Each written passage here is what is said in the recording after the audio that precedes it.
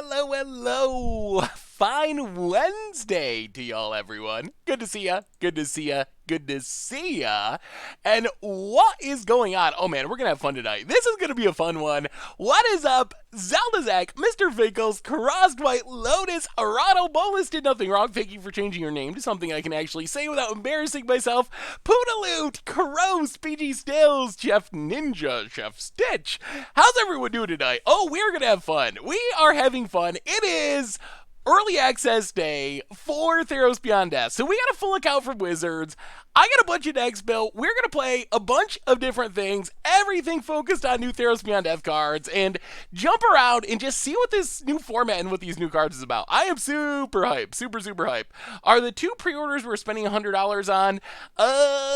Sort of. The pre-orders that includes 50 packs, that's a good deal. The other one I'm not as sure on. I guess if you want the Mastery Pass, it is, I think. But if you don't care about the Mastery Pass, then it's probably not. Yeah, we'll talk about Devotion in a minute. I'm trying to figure out Blue Devotion. Okay, these decks, I've been working on these. These are some viewer decks, there's some my decks. Some are very slightly tested, some are basically untested, but I've been trying to figure out Blue Devotion. I feel like Blue Devotion has the possibility to be very strong, but I'm not sure the right way to build it yet. So that's why there's two versions. That's the first deck we're going to play. So we'll talk about it in just a minute after we do our reminders and get into it. So yes, the plan for the stream tonight, if you've never been to one of our early access streams, welcome, Bolus. Good to have you. If you've never been to one of these before, the idea is basically, unlike our normal streams, where we play pretty much one deck the whole stream, sometimes like two decks if the first deck goes poorly. On these early access streams, we try to jump around and just try out as many new things as possible. And then next week, when we to our normal streams, tomorrow we'll probably do a sealed to get ready for pre-release. Then next week we'll focus in more like on our normal streams, where we play one deck for most of the time. So we're gonna be jumping around, just trying all kinds of cool new things, and I'm excited for this. This is gonna be fun. Schneller Damon, welcome to the Fishbowl. Thank you so much for your subscription. Big super cheer for you. Also, if you want to see the deck, there is a doc. You should be able to see it. It should be public. So just find the proper deck list. They should all be listed on there. So if you want to find the deck list, this is where you can find them all. We're just starting, GeoChirp. We have not played Mono Black yet. Although I think we're going to start with Mono Blue and then Mono Black. Because I'm really hyped for I'm really hyped for Mono Blue Devotion. Yes, it is true that a lot of these have blue in them. Although really, most of them are not like blue base stacks. Like this deck, for example, this is a viewer-submitted Mono Green Devotion deck. Technically, it's blue because it has Crosses in it as a payoff for all the Green Devotion, but it's hard to consider that really a blue deck. This deck is super sweet. I don't know if this deck is good. This is another viewer deck. This might be the spiciest deck that is on our list today. This is a really sweet, I did a little bit of tuning with it, Enigmatic Incarnation deck, which this deck is just wild. And I'm really, there's so many decks I play for. It's going to be sweet. We're going to have a really fun stream. This is going to be super fun. Ludsy, welcome to the Fishbowl. Thank you so much for your subscription. Big super cheer for you. So let's do our reminders, jump right into it, start talking about decks, start playing Magic so we can get through as many of these sweet new decks as possible. Ooh, can't touch this. Some toughness. I like that. Getting in there with Arcades. Exclamation point deck will take you to the dock with all the decks. The deck dock, I think, is probably the right way to call it. Zelzong, welcome to the Fishbowl. For the 11th month, thank you for your subscription. Big super cheer for you. Alright, so let's do reminders. Replay YouTube. That's where you can find all the old streams, including this one, tomorrow. So if you missed any of the sweet decks, you'll be able to find them all there. Yoda Man, for the 23rd month, almost to the 1 year or 2 year resub. Welcome to the Fishbowl. Yes, thank you so much for the subs. Big super cheer for you. Normal YouTube, we had some Commander top 10 go up last night. Ooh, gift subs handed out to, oh boy, from Artisale, something like that, to Mr. Seville, Darth Vash, Mako Taco, Ginip, and Sad Panda YOLO. Welcome y'all to the Fishbowl. Thank you to Artisale for handing out the gift subs. Big super cheer for you. Thank you. Yeah, I noticed that this is I noticed that too. 1 million gems. What is it in dollars? Is that like $100,000 or something? It's some like ridiculous amount of money of gems. But this is not an account you get to keep. cheap. It's a fully stocked account that they give you for 1 day. So we can't really do anything with all those gems, but it is a ridiculous, just ridiculous number of gems. So, anyway, rest of our reminders, our sponsor tonight, of course, along with Wizards, who is sponsoring us by giving us this account for today, is Card Kingdom. So thank you to Card Kingdom for supporting the show. If you need some Theros Beyond Death cards, you can snag them over at cardkingdom.com, or any cards for that matter. Grab a sweet token if you pre-order some Theros Beyond Death. So thank you to Card Kingdom for supporting the show. Otherwise, oh man, more gift subs. Otherwise, merch page, tokens, t-shirts, playmats, donations, always appreciated, never required. $2 or more gets your message read on stream. Dog a Myth handed out some gift subs, 120 total. That's insane. To Flanders, Lardy, and Lugan HS. Welcome y'all to the Fishbowl. Thank you so much for your subscription. Big soup cheer for you. All right, so let's talk about our first deck. Deck number 1 is a deck I'm really hyped for, and that is Mono Blue Devotion. And then we'll do the decks you all want to see after, but I'm hyped for this one because this is a deck that is built around two of the cards I think are most exciting from Theros Beyond Death. Nyx Lotus, I just tweeted about this. I think Nyx Lotus is actually busted. And then Thassa Deep Dwelling, oh my goodness. Blinking action, and so the idea of this deck is pretty simple. We play a lot of blue mana symbols. We use Nyx Lotus to make a ton of mana. We play Thassa. Thassa can blink things like Cavalier of Gales, which works great with Nyx Lotus because triple mana symbols, and turns on Thassa to draw a bunch of cards. We can keep blinking Age of Treachery to steal stuff. We can blink Dream Eater to bounce stuff. We can blink Flibblethip to bounce stuff. We can eventually win with Thassa's Oracle. Folio Fancies, probably incorrect, but I hate drawing a bunch of cards and discarding them to hand size. Elaros, Enraptured, another good blink target, keeps making 3/2s. So that's Mono Blue Devotion. You noticed Mono Blue Devotion 2. I'm not sure which build is better. This build is a little bit different. This build is trying to take advantage of Kiora, untapping Nyx Lotus. Also, since we have Kiora, we have Lotus Field, which is insane with Kiora because we can untap it with Kiora, make a ton of mana. Otherwise, it's very similar, except we also have a Jace Wielder of Mysteries for more backup plan. So yeah, that's what we're going to start with. I don't know, do you want to see version 1 or version 2? You need Leyline? I don't know. Do you think Leyline's worth it? I wonder if Leyline's worth it. Let's start with the version that's on the deck dock. Hey Seth, just got done with my preview stream. I can't wait to wind down and watch you. Awesome card picks. How did it go? Version 2. Oh, everyone see version 2. Both versions are blink versions. Leyline has free devotion, but it's also like you're spending a card for not doing much. I don't know. Yeah, Thassa, I think Thassa is a little bit underrated. I think Thassa might actually be like the best god. I think Thassa and Erebos. After actually just playing a couple of games with Thassa, ooh, all right, we got a Nyx Lotus. That's all we want. Like, Nyx Lotus is so good. I don't know why I didn't realize how good Nyx Lotus is, but it's ridiculous. It's ridiculous. Yes, it comes into play tapped. That makes it a little bit safer, but it is so insane. Shut up, owl. Oh. This owl's... Oh, man. This owl's going to drive me crazy. Can you hear the arena sounds? I know sometimes you can't. There is Thassa's Oracles involved. It isn't really super heavily in on Thassa's Oracle, but... Alright, so... Island on top. Cavalier to the bottom. Hoo hoo hoo! It's gonna drive me insane. Alright, play the land, go to combat, get in. Boom. Thassa's Oracle beatdown, pass the turn. So next turn we get to Nyx Lotus, then the next turn we cast a huge Gadwick, and then life is just insanely good and we win.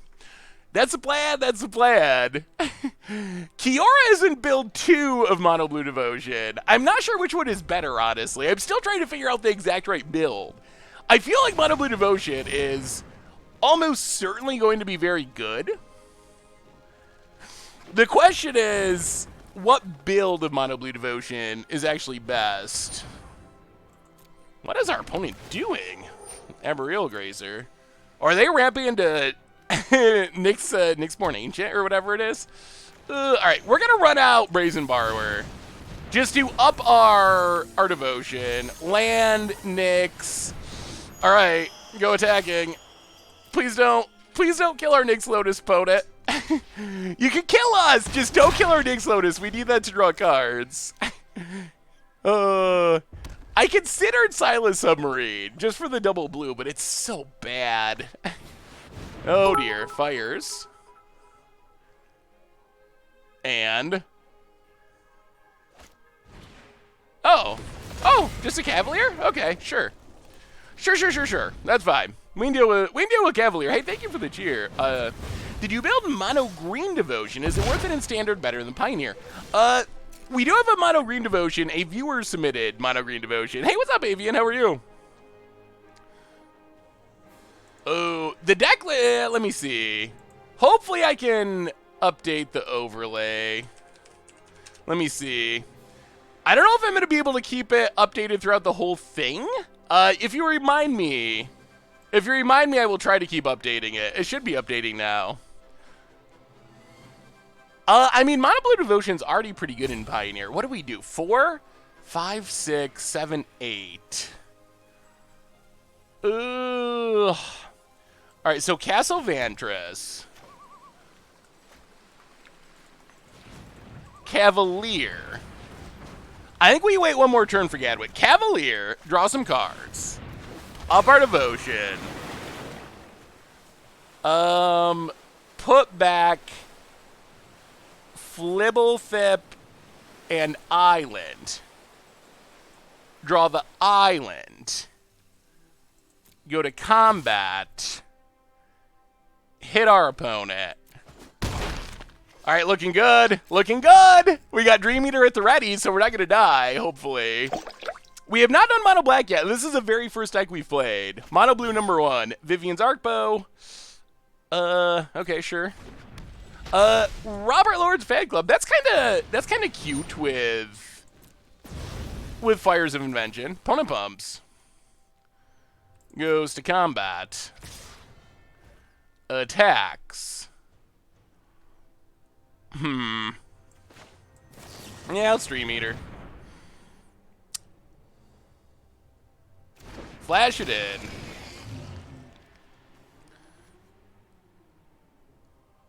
Nyx Lotus is so good! It's so good! Yeah, I do like Arcbow Fires. That's a cool idea. Oh, that's a Thassa. That is a Thassa. That's what we want to see. Mill. Actually, let's keep the land in Thassa. All right. Keep those on top. Bounce Cavalier Flames. Oh, this turn's going to be good. This turn is good. This deck is insane. It's so insane. Pump it. Sure. Keep going, opponent. Pump. Pump. Keep pumping. Go all the way. Yes, we will bounce it. We will eat your Arboreal Grazer. Oh, man. All right, opponent. Let's see it. You get one more free spell. It's a Cavalier. That's fine. All right. Here we go. So we have 9 mana here. Just casual 9 mana floating here. 10, 11, 12, 13, 14. I don't know if I can count that high. We have so much mana. All right. Play the island. Tap for blue. 9. 11. All right, Gadwick. X8. Yes, we will draw 8 cards. Sure. Ooh, draw those cards. Yeah. Oh, do we just win? Are we just winning boringly? Aw. We have a new donation. Our first donation from the night. All right, go to combat. 5, 9, 10, 11, 12. This is it. Oh, I see. We win this way. Aw. I don't want to win though. I don't want to win. I want to keep drawing cards. All right. if we have to. Gory Adverse with the $2 donation. Thassa for the win. Curious what you think about Mono Blue Thassa with Vidalkin, Shackles, and Modern. Ew. That sounds really fun. I'm a little worried that Modern is just so fast, but it sounds like a really cool idea. Thank you for the donation, by the way. That is an upside of Thassa, that you get to steal things permanently. Gabarino! Well, so far so good. Welcome to the Fishbowl. Thank you so much for your subscription. Big soup cheer for you. as long as we draw cards, we don't care. Oh yeah, Nyx is insane. It is insane. It's insane. It really is. Let's keep it going. 1-0 with Mono Blue. That wasn't even close. Not even a little close. Here's a non-budget version of your Budget Magic Saram. Can you hear arena sounds? Like, are the sounds coming through? I never know. I usually think that you can, but then sometimes you can't. Ooh. Sram Auras. I really like Setessan Champion for the Sram deck. That looks sweet. I like it. Alright, the sounds are coming through. Sweet, sweet, sweet, sweet. Alright, this hand's fine. I mean, we got a Nyx Lotus. That's all we want. We don't have any... I guess we have Folio Fancies. I don't know if Folio Fancy should actually be in this deck. It might be too cute. Alright, opponent's going aggro. Well, it's just Thassa's Oracle. Good blocker. Cavalier, I guess. We do need to land at some point. Are we playing Sultai tonight? Yes, Sultai is also on our to-do list, so we'll be playing some Sultai too. We need lads, we need lads. Well, let's Flibs, draw card. Well, we'll get there eventually. This is not going as smoothly as we'd like, but what do you think of Thirst for Meaning? New, draw 3 for 3, discard 2 only if enchantment. Is it worth blocking here? Yeah,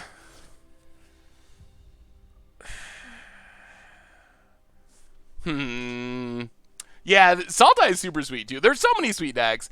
I think that Thirst for Meaning is very good. I think it's worse than Thirst for Knowledge, but I still think that it's a very solid card. Yeah, we're gonna chump. I don't really want our opponent to damage us and be able to... Ha ha ha, okay. Okay, that's what we wanted. The Lotus is down, and that's all that matters. And now life is good. It's so insane. I don't know why no one had figured out. We have not played Uro yet. This is the first deck we've played. I do not know why no one has figured out how insane Nyx Lotus is. Like, it is so busted. Opponent hits us down to 15. Okay. Woe Strider, sure. Goat, yup. Rose. So we play an island. Gadwick X2.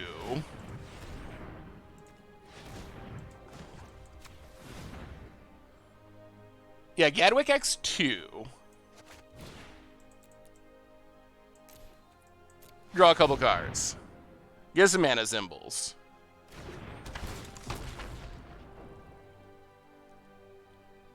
Opponent's gonna start sagging. We'll have to try version 2. Version 2 has Kiora and also Lotus Field, but it's very similar to this with those additions. When should we start buying cards for Theros? When the price stable or reasonable? So normally prices will keep going down as a set is open. So that's usually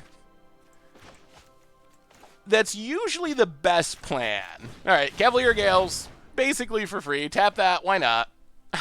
Nyx Lotus, Nyx Lotus. I love Woe Strider too, but it's not a Nyx Lotus. Okay, land back. And this hand is stacked. All right, go ahead, opponent. Devotion up to 8, mana increasing, life total still at 15. I guess Mayhem Devil would be somewhat obnoxious, but once we attack, it's so good. It's really so good. Opponent gets in. We are gonna block. If our opponent wants to pump and kill Thassa's Oracle, that's acceptable. This deck's busted. I think we just broke it right away. Mono Blue Devotion. Finale I considered. It might be worth it. That's, I think, on the list. I'm not confident. I am confident that Mono Blue Devotion is busted.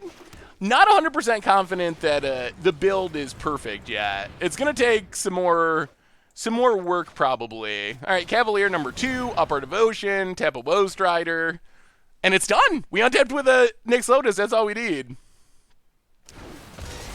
Yeah, so Nyx Lotus, initially, when I saw it, I was like, all right, you probably want to play it as like a 1 of, maybe a 2 of, because it's legendary.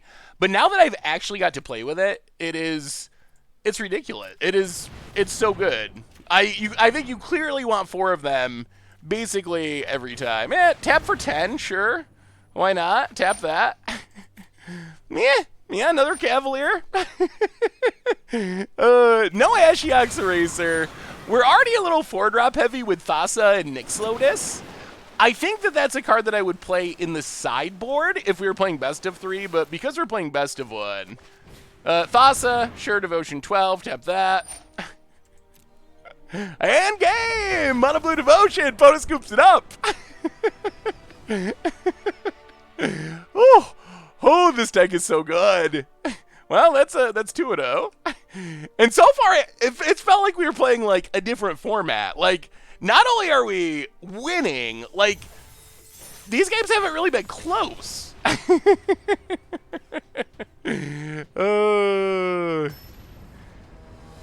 Yeah, Lotus Field is absolutely busted. I really think people are sleeping on how insane it is.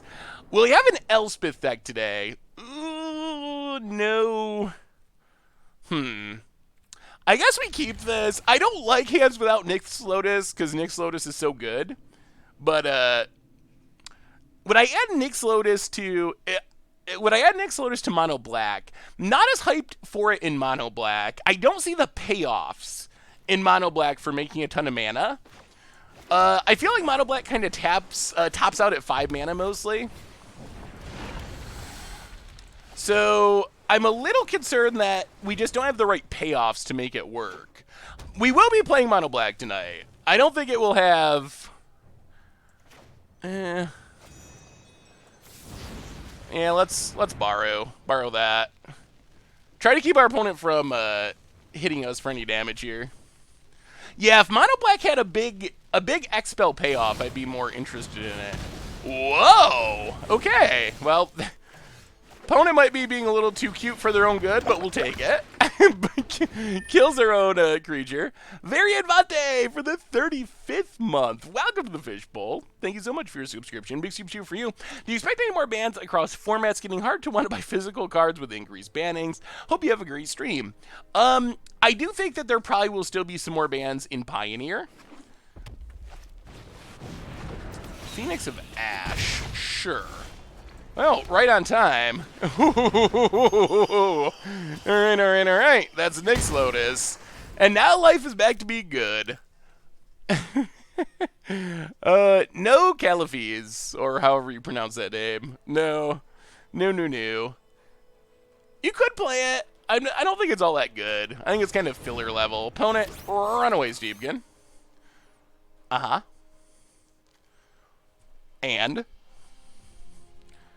And this is where the game just gets out of hand. Fervent Champion, grows the Steep Kid, sure. Opponent gets in. Oh, we untap, we play an Island. We play, no, Cavalier. Draw some cards. Kind of costs 2 mana because it's upping our Devotion. Put back land. Flibblethip, draw a card. Yeah, the second build of Blue Devotion has Kiora. Maybe we'll switch to that in a minute to see. No. Arlers is not in the Kiora build. That's one of the cards that got cut for Kiora. The only bad news here is we are getting a little light on action. We could use like a Gadwick. We're stable-ish. Our opponent other than this Steamkin making mana, like, we got a pretty good board full of dorks. Agent of Treachery will take something. Yeah, I guess we're fine. I mean, what is the price of Nyx right now? I don't have a Dream Trawler deck yet, although I think Dream Trawler is very good. Or has potential to be good, but I don't actually have a deck for it yet. Alright, Bone Crusher, opponent, passes. Well, we'll play Castle Vantress. Oh, I wish we could scry, but alright. Agent of Treachery. Yoink. And opponent scoops it up, taking down aggro, taking down everyone. Ooh. I mean, I don't know. This deck feels insanely powerful. I mean, opponent even had like a decent start. Well, I mean, let's keep going until someone beats us, and then we'll try another build. Yeah, Lotus is just when I first saw Lotus. Oh, if you can get copies for $6.95, I'd probably be down with that. I have not got this, and that's the thing. Like Nyx Lotus, if people do want to stop it, it does come into play tapped. So I think people like you can stop it. So that is the downside. It comes into play tap. There's a window to kill it before it does anything. But if you untap with it, it's like ridiculous. Ugh. Thasatron, not the best of Trons. We're gonna ship that one. This is better. We'll just put Agent of Treachery to the bottom. We do need. Oh, we're up against Huey. Well, you know Huey's playing something good, or is good at least. All right. Ooh, Enchantress? This is going to be interesting. Well, land go. Well, if we take down Huey, then I guess we'll... Oh, boy. Then I guess we'll consider our deck good. Well, Island, no thank you. Ugh, into Island. That's not great. Okay, looking a little worse. Folio fancies, go. Okay, not the best Thassa, but... Yeah, we're up against William Jensen, Huey. That's one of the other fun parts about these preview streams, is it's a lot of streamers and like pros and stuff, so you run into a lot of cool people. Ooh, Enigmatic Incarnation. We have a sweet Enigmatic Incarnation deck too that we will play at some point. That's another deck I'm pretty hyped for. Yeah. We have no Nyx Lotus, though. We'll probably be going till around 9 Eastern. We started a little bit earlier, but still planning on going to the normal time, because we got a lot of new decks to focus on. Yeah, sure. Ugh. Sadwick? I guess we just Sadwick. Draw a card. Prepared for the Nyx Lotuses, apparently. Ooh, boy. We're getting wrecked by Enigmatic Incarnation. Like, hardcore. Uh-huh. Dream Trawler. Ugh. Without the Nyx Lotus, we're going to be too slow. Like, we can deal with all this stuff. We just can't deal with it fast enough. Thassa back. Too slow. We're going to lose to the Huey. Hey, what's up, Laser? How are you? Huh. Yeah. All right. Sure. Well, there goes our win streak. Ay. Yeah, we started a bit early, Joseph. 3-1. Should we try? Let's try build 2 of Mono Blue Devotion and see if that one feels as good. So we went 3-1 with build 1, and it felt busted until Huey got us. But yeah, we got pretty wrecked. So this build, the core is the same. We got a lot of the same creatures. The big change is it's more focused on drawing our whole deck and winning with Jace Wielder of Mysteries or Thassa's Oracle. And it has Kiora to untap Nyx Lotus and also Lotus Field since we have Kiora. So we're even more all in on making Nyx Lotus good. Otherwise, it's doing a lot of the same stuff. Doing a lot of the same stuff is the last build. So let's give the Kiora build a try and see how we like Kiora. Yeah, I figured, like, we only get to do these, like, once a set, so we might as well start a little early, sneak in, try to get in as many different decks as possible. I have a Calyx Saga deck, Bant Sagas with Calyx, that a viewer submitted deck, so we hopefully will get to that one.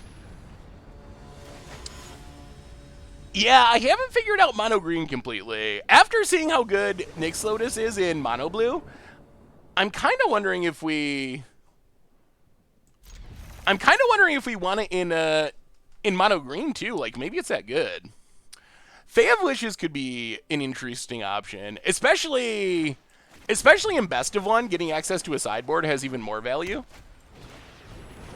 Ooh, Constellation, eh? Ugh, more Thassa. More Thassa's not optimal here. The whole Thassa Flood. Alright. So this is probably some Bogglesy style deck. Do I know how many streamers got an account? I do not. I know it's like hundreds, but I don't know how many exactly. Oh, it's White. I have not seen White Devotion yet. Alright, beat us down, beat us down.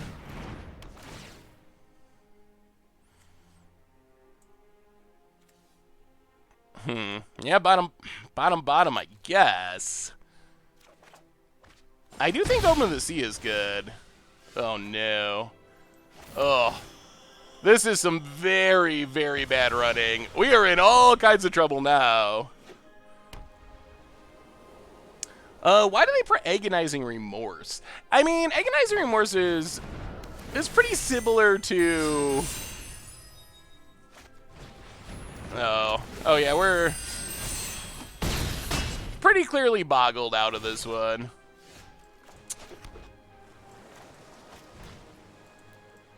I feel like we lost... Ugh, yeah. This was about as awkward as we can run. Angelic Gift. Yeah. Well, Mono White Boggles. That is not something I've seen. Sure. Well, we got to see the Mono White Boggles nut draw. Alright. Well, that wasn't as fun. Best of one. Good old best of one. Going to play Enchantress. Maybe. Boggles does seem like the kind of deck that can punish us. Our interaction.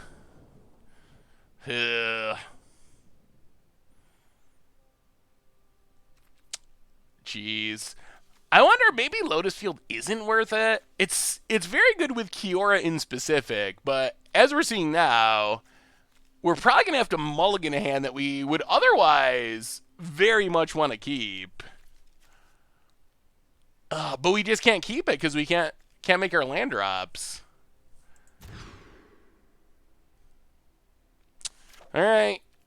Well, lands please. Please. We need a land. Well, let's see if we draw a land. Yeah. Maybe we gotta cut down on them. Hey, what's up, awesome dude? How are you? Well, okay, we hit a land. So now life is good. Now this hand's great. As long as we got 2 lands so we can get out this Lotus Field, we're good. Can we try a Wanderer Dreadhorde Gary deck? I have a Mono Black Devotion deck. Wanderer Dreadhorde. I'm not sure what Wanderer Dreadhorde is. Alright.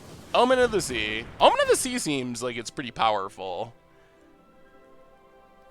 We will keep Castle Vantress.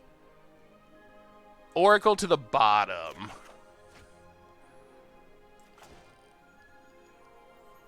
Opponent. Well, there's a Thassa. So we'll play Kiora. This might be some sort of wilderness wreck control deck. Alright, pass the turn. Wanderer. Oh, Wanderer. I see. That would be, yes, definitely looks like wilderness wreck control.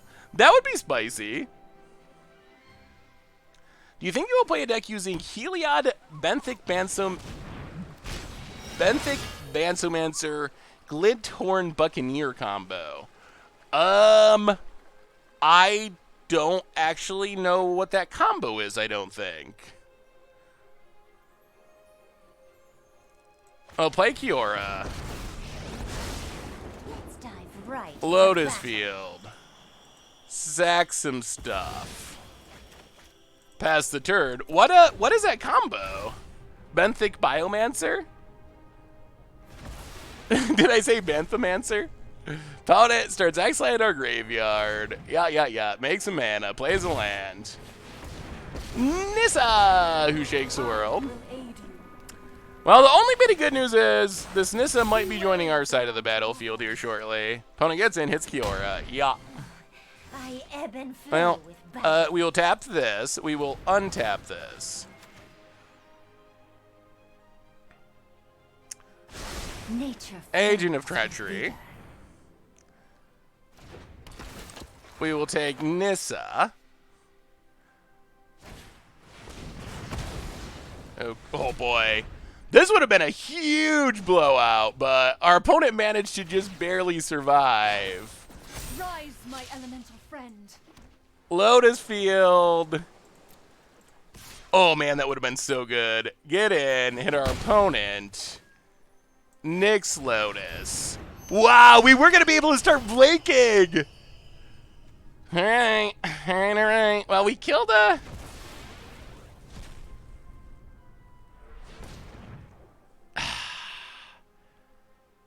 All right, opponent, do your thing. Brazen Borrower going to bounce Nissa. Attacks Kiora. Okay. So Nissa's going to return, unfortunately. That is sketchy. Let me draw a useless land. Well, 1, 2, 3, 4. Thassa.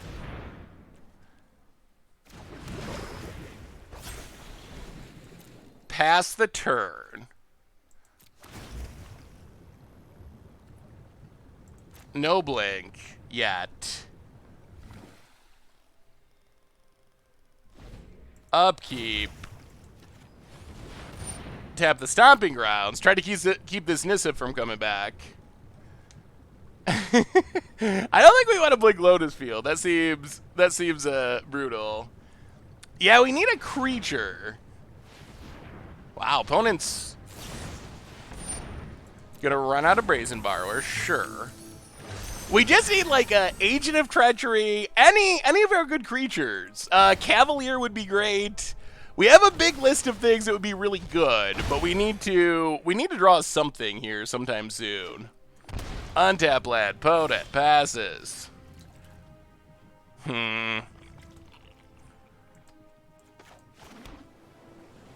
Is Kiora even good? I don't know. This feels clunkier than last time.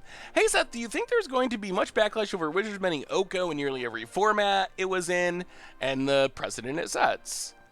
I mean, what's the precedent it sets? I mean, I think I view Oko as like a Skull Clampion mistake. I'll go to combat, get in. So that's kind of my view, is it's just like a mistake. And people probably won't be too upset about it, but I could be wrong.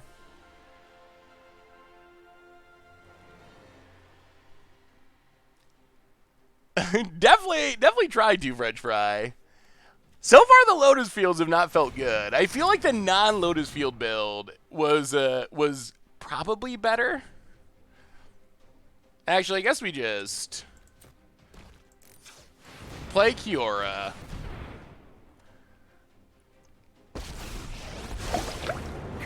Untap Lotus Field. I love to make a splash. 1, 2, 3, 4, 5, 6, 7, 8, 9, 10. 1, 2, 3, 4. Wow, we have 10 mana? Alright. I'll pass the turn. No blinking yet. The only Joe Fish! Welcome to the Fishbowl. Thank you so much for your subscription. Big soups here for our new subscriber. So we get to tap down Stomping Ground. The tap ability on Thassa has been relevant. Have you ever, did you ever try Lotus Field and Brought Back? I don't know if we've ever actually played a Lotus Field Brought Back deck, honestly. Opponent runs out more Brazen Borrowers. All right, we need a big thing. We need a big thing. That's it. That's all. One big thing. We get to start scrying, though, which will hopefully help us get there. Opponent hits us. Yeah, we're going to Castle Scry here. Opponent hits Kiora. Like, if we can just get one big thing going, then everything just spirals out of control very quickly. Down to 3. Scryland. Funny these Brazen Borrowers are not getting anywhere near turning on this Clothis.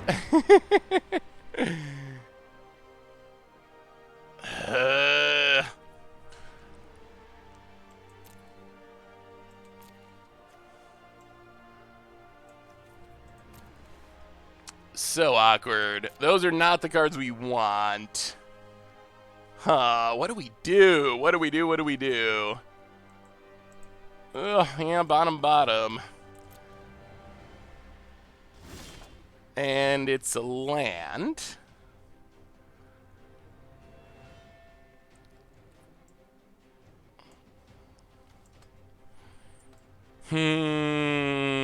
Boy.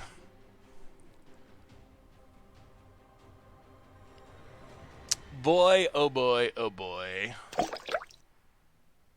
The fizzle is odd. Bob Smash TV, welcome to the Fishbowl. Thank you so much for your subscription. Big soups cheer for our new subscriber.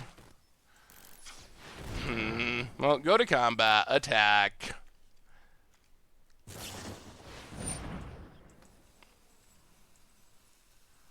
There goes Kiora. Well, hit our opponent.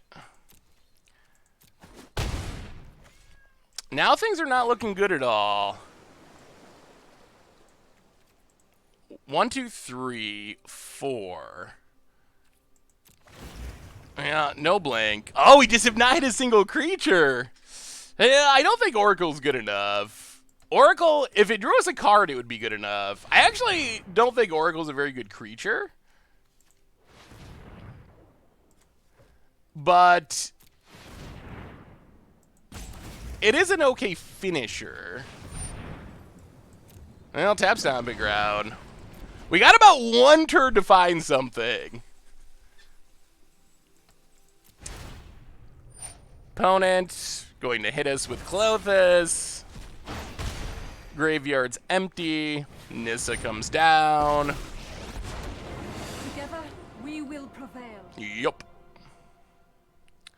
And we're pretty dead. Oh, we just could not find any good. We have to scry. Scrying is the most important thing. We gotta hit something that wins us the game. Just more tapping isn't gonna do it, unfortunately. We gotta hit something big.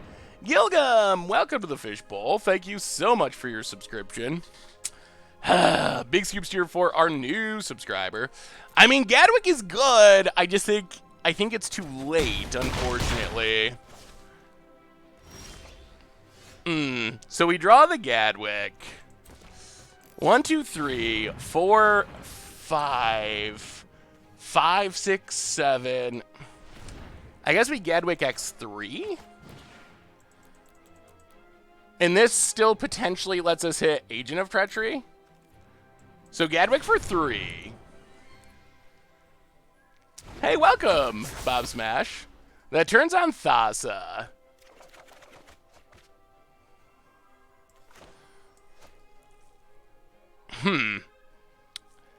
Brazen Borrower's not bad. Play a land. Combat. Attack Nissa.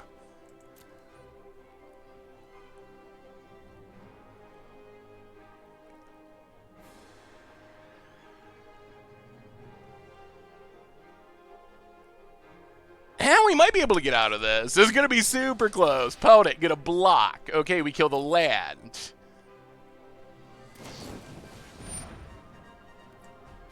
Or we get burnt out. Shock down to 3. The land dies.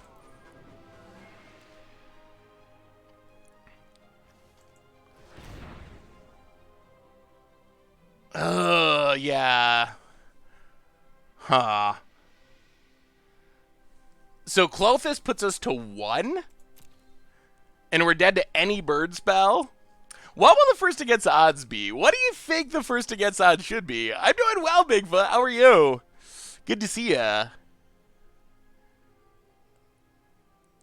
Huh. Brazen Borrower, bounce Nissa, tap. I mean, I think we can stay alive. Maybe. So stop on our opponent's upkeep.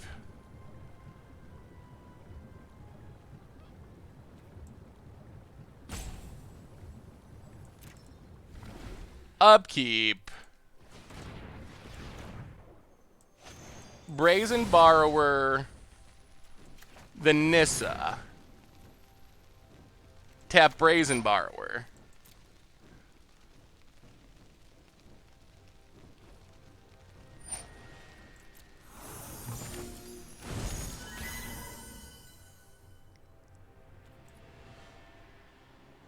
This still might leave us dead, though. We go to 1. I guess we're dead to an untapped land? Down to 1. Or a burn spell.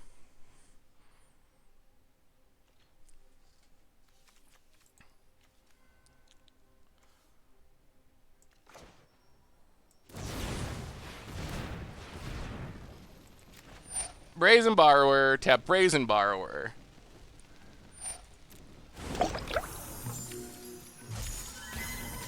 Opponent attacks. We block with Gadwick. We lose some devotion. Weep for humanity! Welcome to the Fishbowl. Thank you so much for your subscription. Big super cheer for you.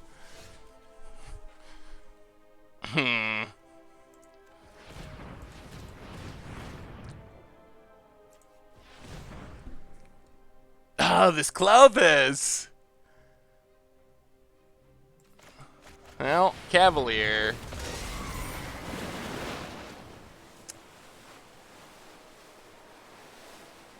Put back Nyx Lotus. Put back Folio.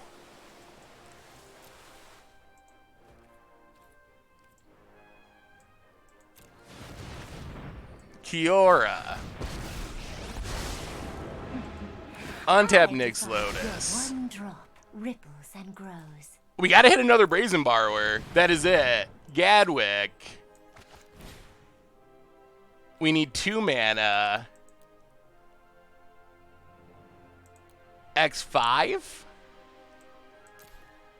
Alright, come on, Brazen Borrower. Wait.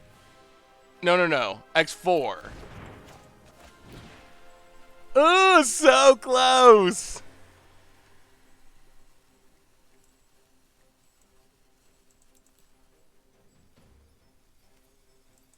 Gadwick for 4. Draw some cards. Play the land.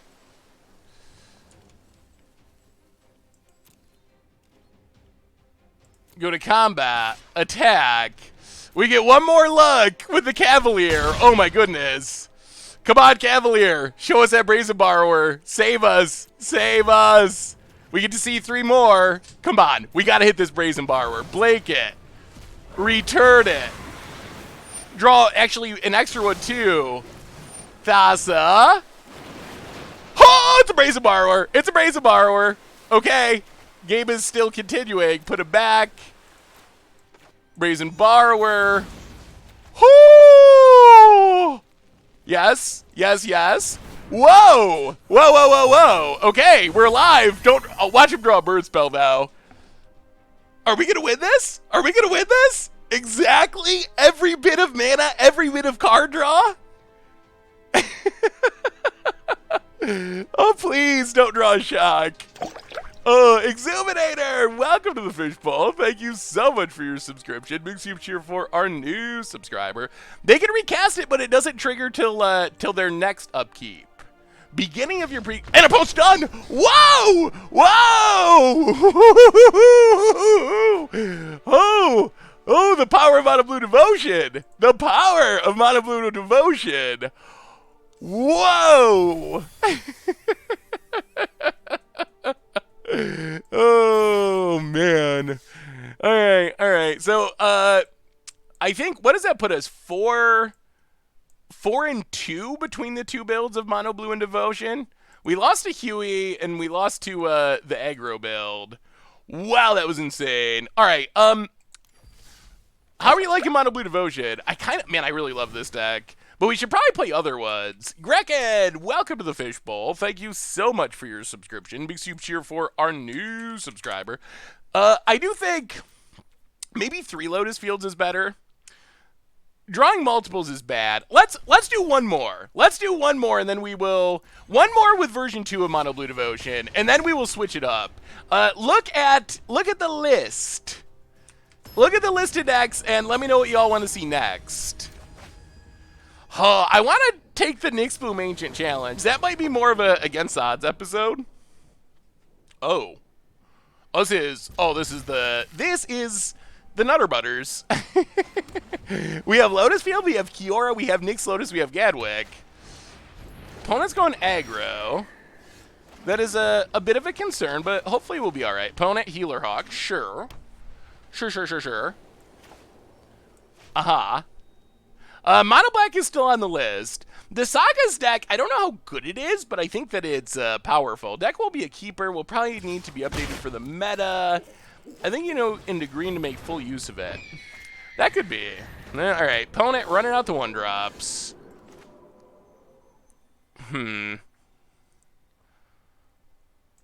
Now, let's just land Kiora. Pass the turn. This sets us up for something good next turn. Opponent, Plains. Oben! Alright, there's a Pride Mate, gonna get big. Oben, welcome to the Fishbowl. Thank you so much for your subscription. Big super cheer for our new subscriber. Opponent, attack in the face. Growing the Pride Mate. Another Lotus. Well, tap. Lotus Field. Sack a couple lands. Untap. The ocean surges. 2, 3, 4, 5, 6. All right, Gadwick for 3. Draw some cards.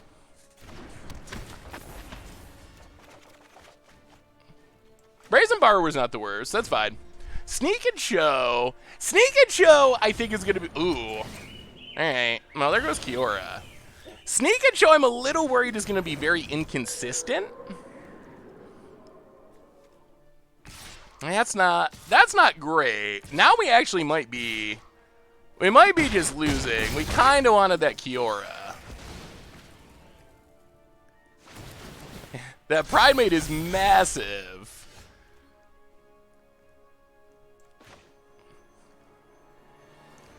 Now, Thassa's Oracle. Take a Thassa, I guess.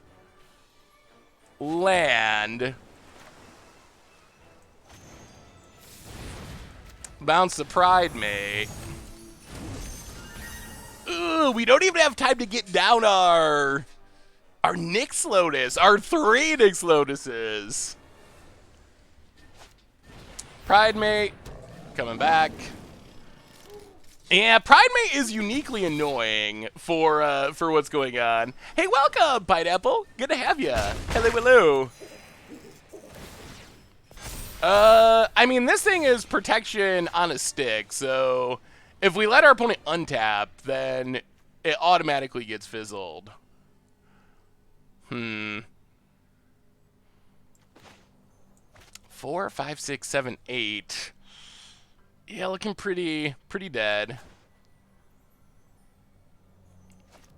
Oh, float mana. Lotus Field.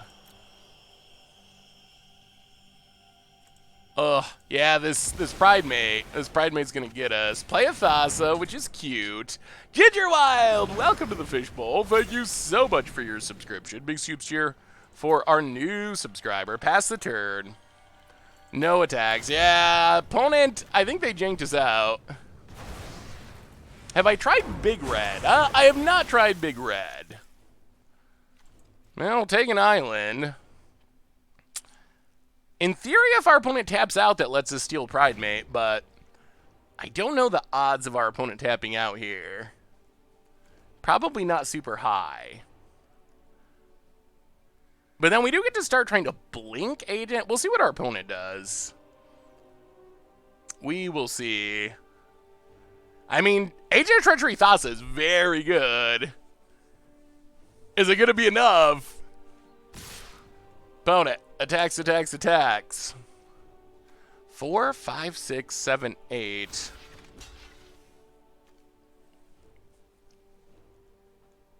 Four, 5, 6, 7. Alright, we'll take 7. Hopefully. We dropped to 5. Ugh. This Alcyon of Life's Bounty is the issue, though. We go to 5. Potent. Banishing Light. Okay. That actually is sort of okay. Agent of Treachery. Yoink the Pride Mate. Ugh, we're still close to dying to Healer's Hawks, though. we're gonna die to Healer Hawk. Vote it. Oh, we needed that Thassa. More Pride Mates. Gets in. We drop to 3. Grows the Pride Mates. Ooh.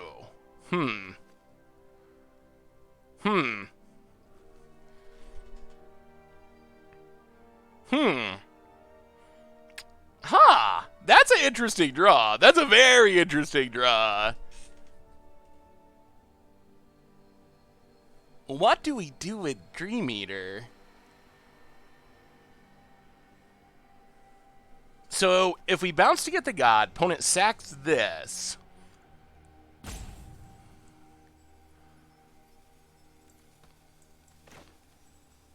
I guess it's worth it, though. Dream Eater.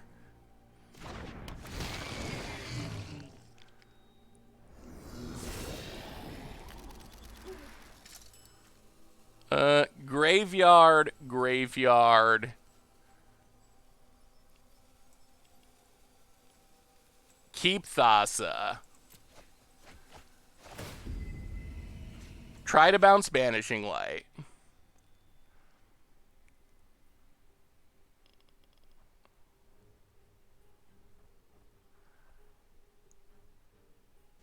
Does our opponent sack? That's a big question. This is actually really close now.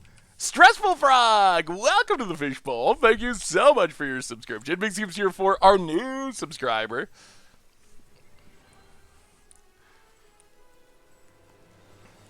But we want to get the Thassa trigger.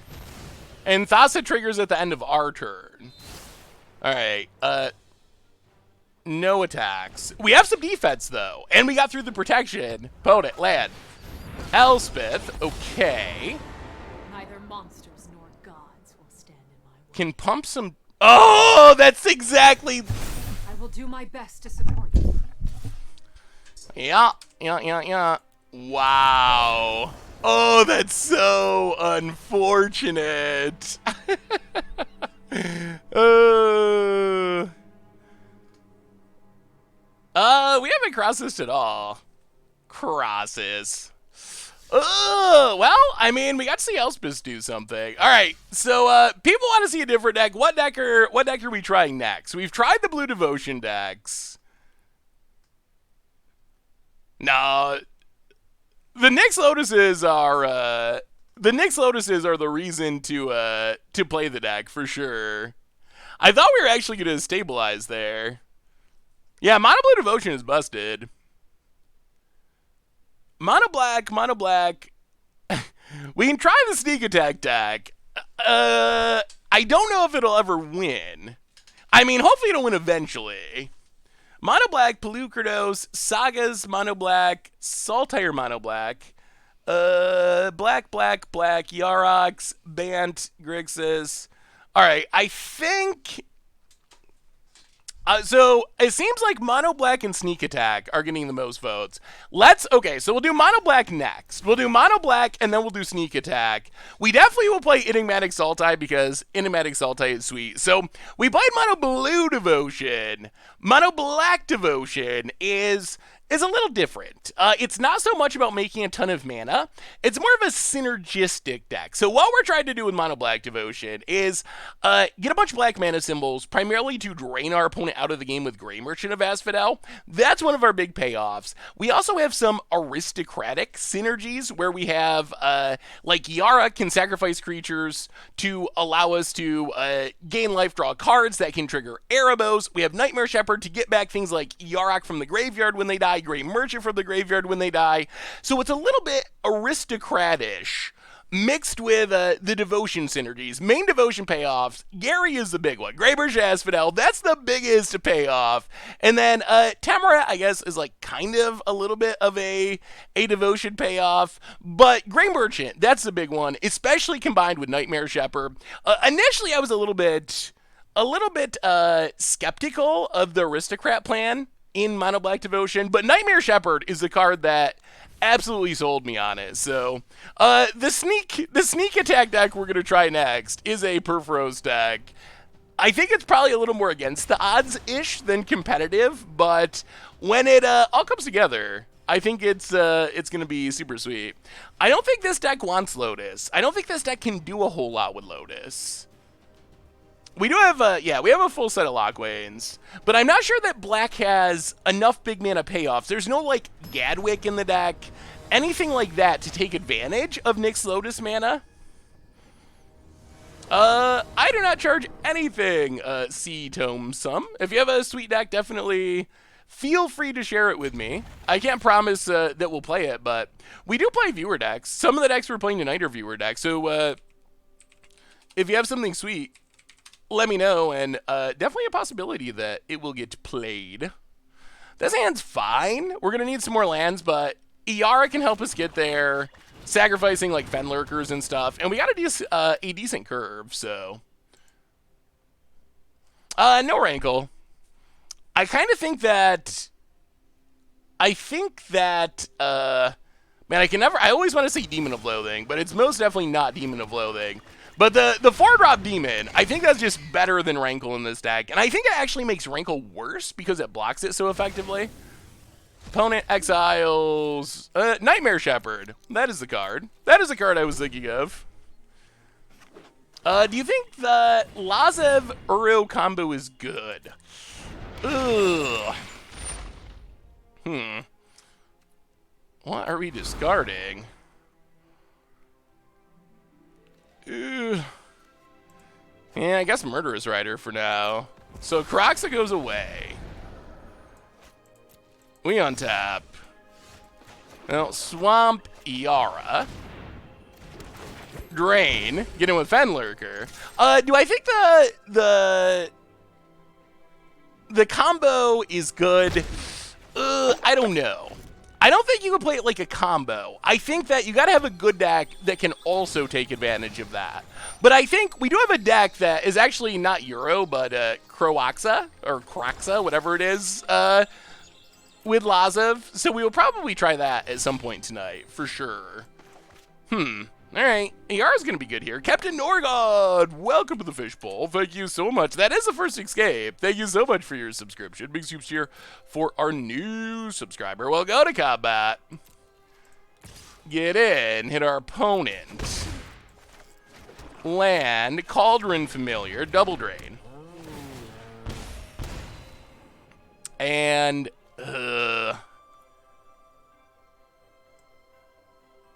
yeah, let's sack Cat to draw a card.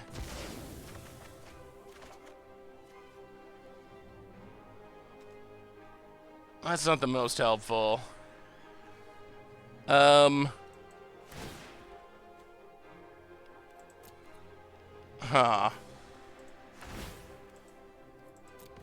Sack Yara, make a food. Play another one.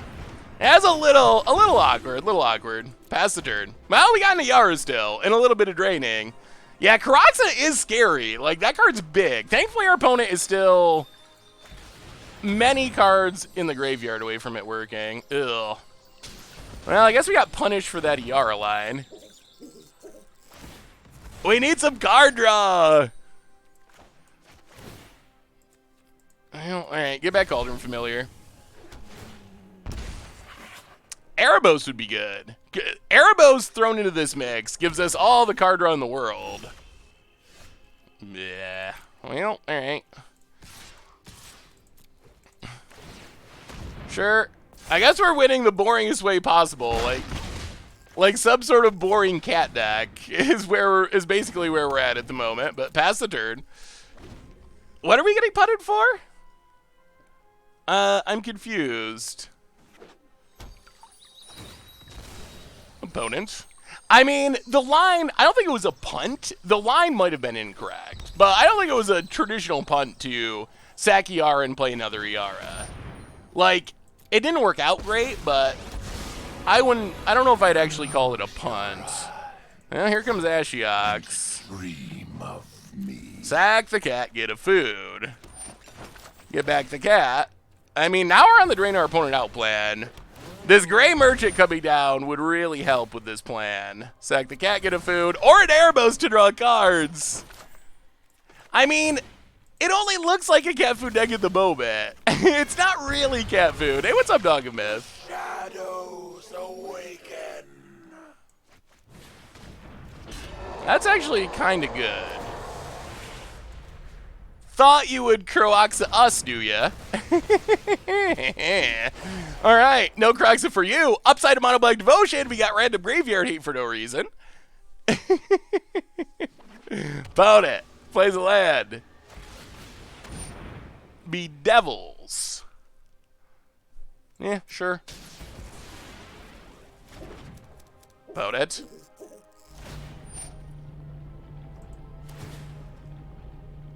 Wait. How does this ability work? Ugh, alright. Well, I guess we're losing our Gray Merchant. Unfortunately. Does our opponent just have a handful of removal? What's going on here?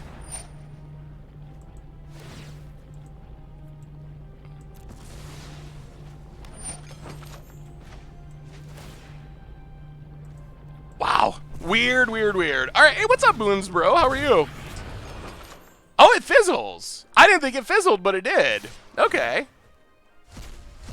Gonna exile some stuff. Well, we'll block with the cat.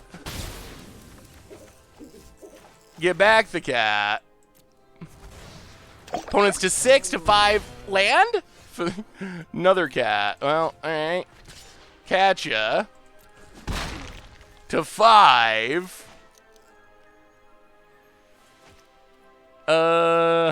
Yeah, play the cat. This is the boringest win. I'm so disappointed. This is not what our deck's supposed to be doing.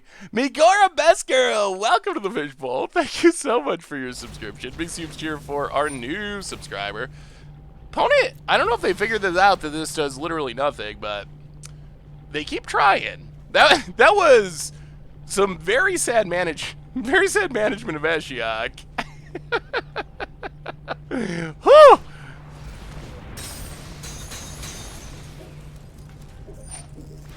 Okay.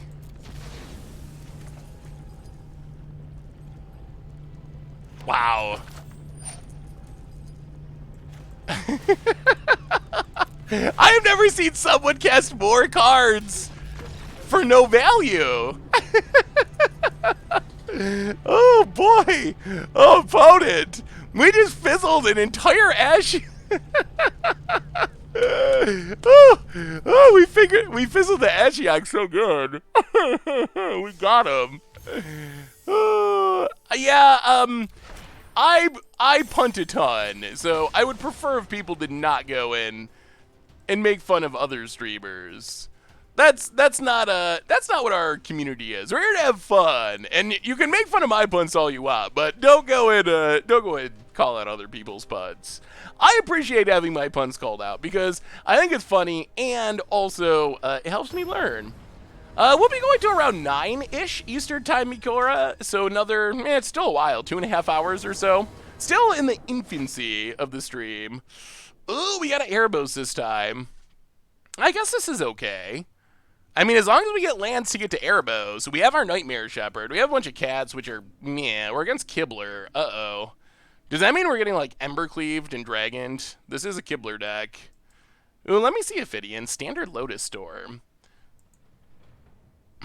Alright, let's keep it. I think Black Devotion's gonna be good. I did see Nassif. Nassif pulled off, I don't know if anyone else saw this clip. Gabe Nassif, Hall of Famer, super awesome guy. One of my favorite streamers. If I'm ever just looking through random streams, Gab is someone that I tend to gravitate towards, but Gab did the pithy needle trick with Unmoored Ego. Played Unmoored Ego to name Soulflare. Which are the opponent had 2 of in hand, and then named Unmoored Ego with Unmoored Ego. What is Kibler doing? This does not look like a Kibler deck. I'm disappointed. I was expecting dragons. Dragons, big creatures attacking me. Not Sultai Control. Yeah, sure, we'll take it. I saw it on Reddit. Someone might have a link to it around somewhere. I'm like, out of combat, get in, hit ya.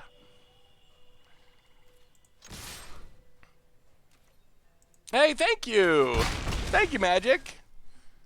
Definitely appreciate the hosting.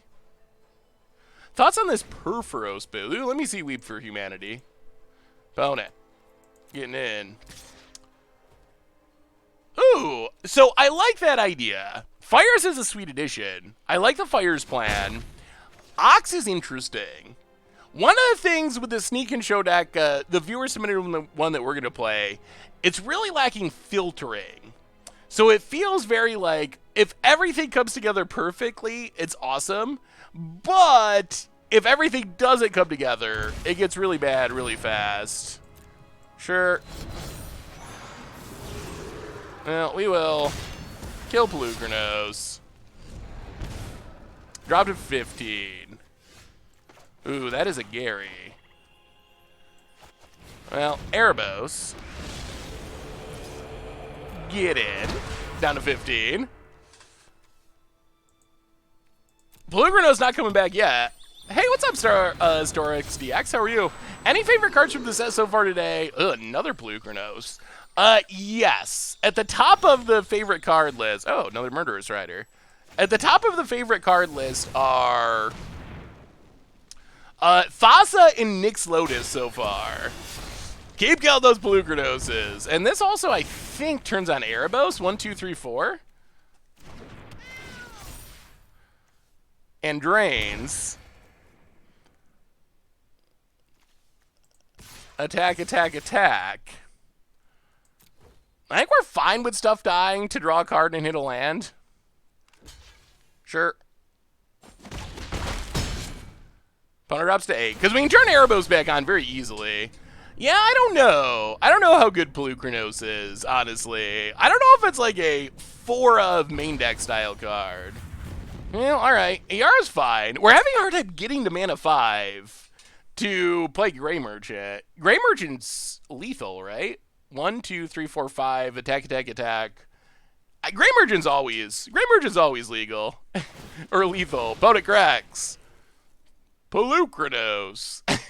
Again. This deck should be named, let's try to pretend we're doing things that aren't just cat combos. I mean, we really kinda are. Midway. I mean, standard, we got new cards, so it's super fun right now. How good is Cauldron Familiar? Yeah, I mean, it seems decent. I don't know. It might, you know, Witch's Oven. It might be a meme. It seems like a fun meme deck. You know, get him with the cats. Alright,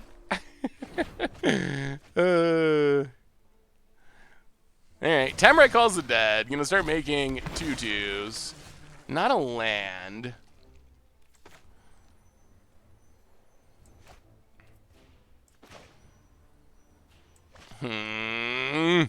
Why can't we play a... Why can't we play a Grey Merchant and win? I just want a Grey Merchant. Well, Nightmare Shepherd, I guess. Attack, attack, attack. Blocks. Blocks.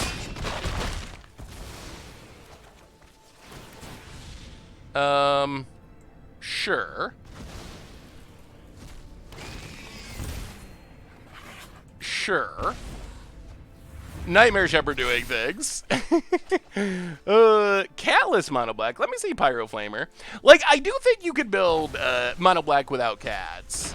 I think the upside of cats is you have a lot of sacrifice synergies. So if you're playing a black deck that's built around sacrifice synergies, it's really hard to not play Cauldron Familiar, which, oh, there it is. There it is. Gary's back! First Gary of the new standard. Da, da, da, da. Okay. Oh, opponent kills. All right. Does that keep our opponent alive? It might. We'll draw a card.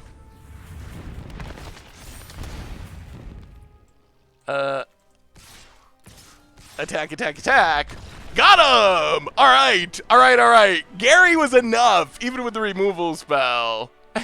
Oh, Nightmare Shepherd is one of my favorite cards from the set. It's so sweet. So does the cats ruin it for you? Like, does that make it less interesting and fun? I know, like, cat has a bad reputation right now because people are kind of sick of it. But when you see it, do you think, oh, boo, another cat deck? Or do you think, oh, sweet, Grey Merchant in Standard? Like, should we not be playing cats, even though I feel like they're the right... Like, I feel like they're very good in the deck because of the synergies. Why are you playing a 3/3 Devil? Because we're mono black. Ooh, all right. A no cat hand. No cats at all. Ooh. Marker Hito? What's the coolest deck we've seen from our opponents so far? I feel like... I guess probably the coolest was Huey's deck that he absolutely stomped us with his Enigmatic Incarnation deck. That might be the sweetest deck I've seen from an opponent since we've been streaming. I think the right thing to do, but definitely grow it a little when I see it in the list. That sounds about right, Jay's DPD. Yeah, Huey's deck, if anyone gets Huey's list, definitely email it to me, or I'll have to try to find it after the stream, because that list was sweet. I would definitely try it. We have an Enigmatic Incarnation list that's viewer submitted that's sweet too, but boy, Huey's list absolutely stomped us. So initially my goal was to not... Oh, all right. Mono Blue Devotion, Reverse Reno. This is some old school standard. This is... I feel like I've transported back in time to the fall of 2013 or whatever it was. I think it was 2013. Mono Blue. Oh, not Mono Blue. Blue Red Devotion? Interesting. What is our opponent up to? What is our opponent doing here? I'll pass the turn. Well, this is a annoying owl. Oh, the pets. I need to get a new one. I still have the Elemental Cat, which is probably like the least exciting of them. Fires of Invention. Okay. I have no idea what's going on, but okay. Sure. I'll play Nightmare Shepherd. Ugh. Thassa scares me. Thassa scares me a lot. I have one question. Was there an Is It Alpha Duel? Oh no. Really? Volcanic Island. Squirrel! Welcome to the Fishbowl. Thank you so much for your subscription. Big soups here for our new subscriber opponent. Thassa, part 2. Well, joke's on you, opponent. We can't kill it anyway. Gets in for 1 billion, sure.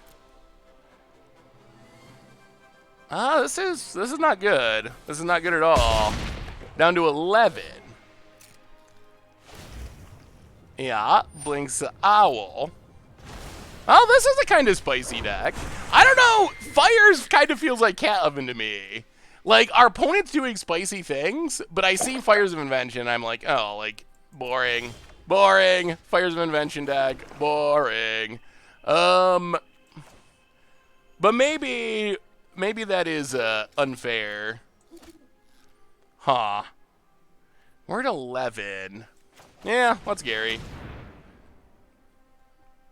We do have the combo. Gary Nightmare Shepherd is something. We gain some life. We go to combat.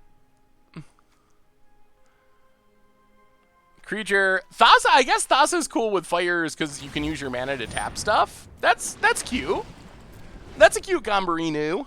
What is the best pet on Arena? Fire Kitty, Fox, Happy Fox, Chubby Dragon, Angry Dog, or Hoo Hoo?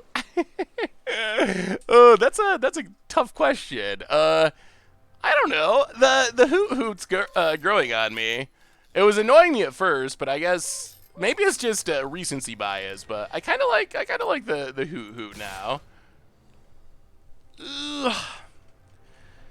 6, 7, 8, 9. Do we have to block? We might have to block. Do we have to block? Krauser for the 50th month. Thanks for all the great content. Do we ever try Miguel's Area Against the Odds? All when you haven't tried to my knowledge. Well, Krauser, welcome back to the Fishbowl. Thank you so much for the subscription. Big soups here for you. There actually is an old modern one. I believe it's called Troll Song Naya. So it actually exists. We might revisit it at some point, but there is one out there. Well, let's do shenanigans. Gary, exile it, return it. I like that it still has mana symbols. So you go up to 19 temporarily, drop to 6. The owl must be new. I have not seen it until this exact preview stream, so it must be brand new for Theros Beyond Death. Thassa's Oracle. Dig in a lot of cards deep. Alright. I think we need more Garys, maybe.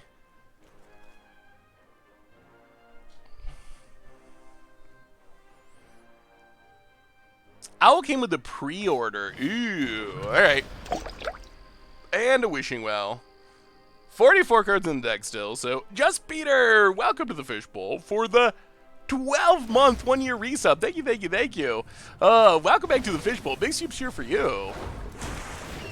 Arcanus Owl. So it's good at turning on Thassa. Ugh. Yeah, we gotta go for it. No land, please. Not a land on top. Citadel. Iara.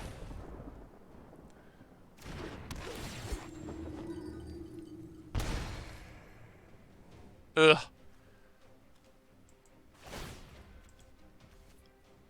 Sakiara.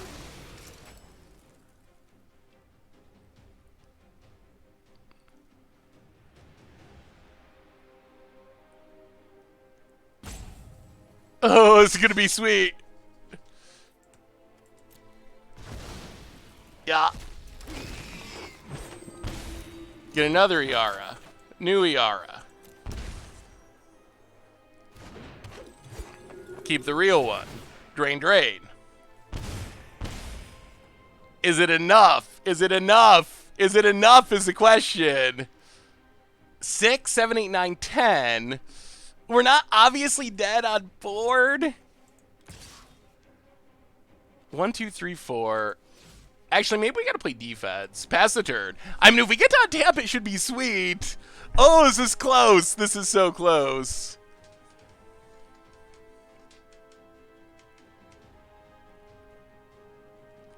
What do we get a missed point of damage for? How do we miss point of damage? I'm very confused. I mean, we did legend rule. We legend ruled the token Iara, so we still legend ruled it. 1, 2, 3, 4, 5, 6, 7, 8. Oh, I guess that's true. There's another Thassa. Only one more spell. Come on, we gotta stay alive. We gotta stay alive. Sacks it, draws 2 cards. Come on. No killing. No killing. No killing, opponent. Show us a Gary off the top. King Dingo Ling, welcome to the Fishbowl. Thank you so much for your subscription. Bona plays land. Big soups here for our new subscriber. The bot got reset when the bot switched over, so it was many more. So we've started over, punt-wise. Hey, thank you, Taylor Jones. Gotta represent. Gotta represent Ween when you get the chance. There's a good chance we win if we untap. Actually, I think it's almost guaranteed, because we can make more tokens. If we untap with Bolas's Citadel, 1, 2, 3, 4, 5, 6, 7, 8, 9, 10. We should be able to win if we untap. Opponent's really tanking. The downside of Arcanus Owl, it's very good at turning on Devotion. Maybe it'd be sweet in a white Devotion deck. There's not a ton of great hits.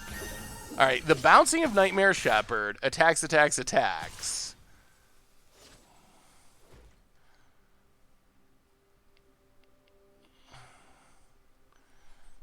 Ugh. So 1, 2, 3, 4, 5, 6, 7. Nightmare Shepherd. Sack it.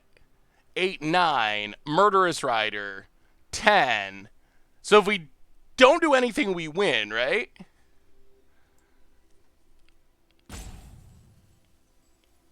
I think we just win if we do nothing. We go to 5.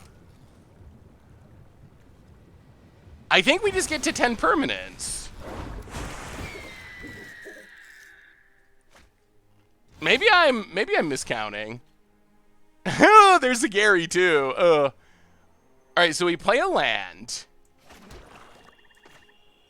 We play Nightmare Shepherd. Hopefully I didn't miscount this. We drain. Oh, I guess that also works.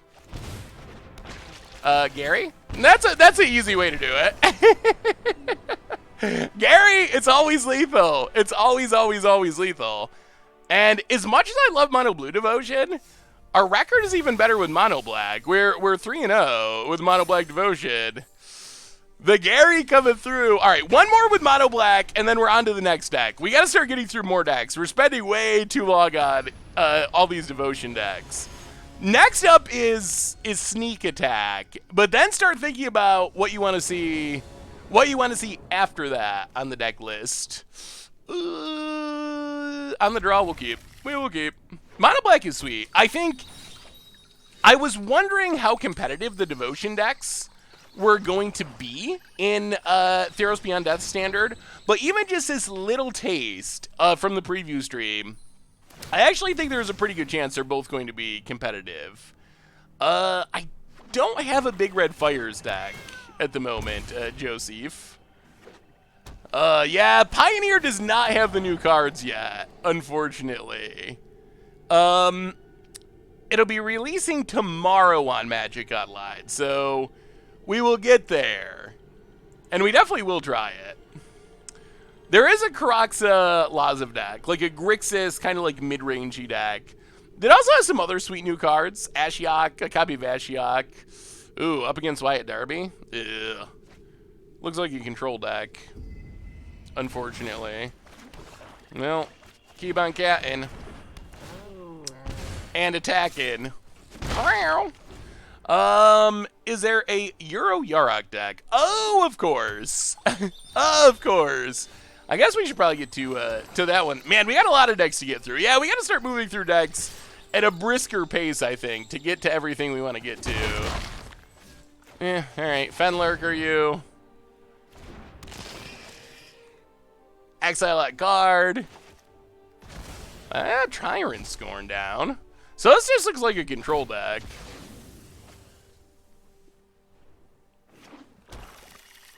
Hutchbringer seems more relevant since it can prevent Gary's enter the battlefield trigger. That is probably true. And you can combo off with your own Titans. Oh.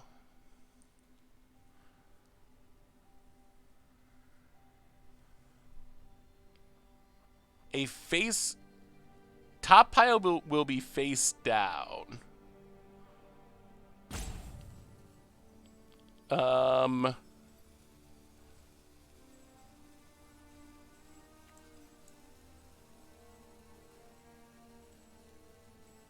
Actually...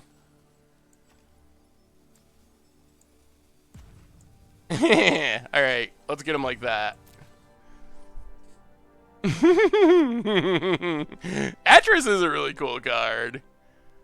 Counterintuitive pile splitting. A little bit of gamesmanship. Because we have these two Murderous Riders, so we actually don't care that much about Kefnet. We just keep killing it.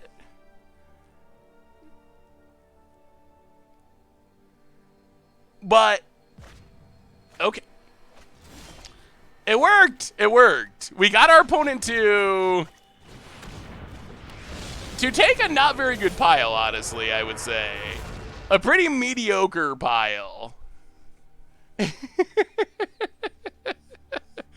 Oh, take that Optin land. Gotcha.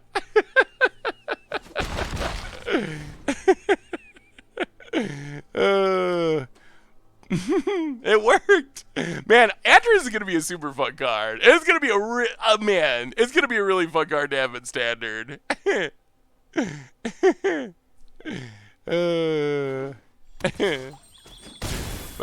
Yeah, 13. Now we have Murderous Riders for days. Yeah, let's just pass with our handful of Murderous Riders. If you're playing Pioneer and have both Erebos out, would they be Ereboses? I guess they would be. This seems correct.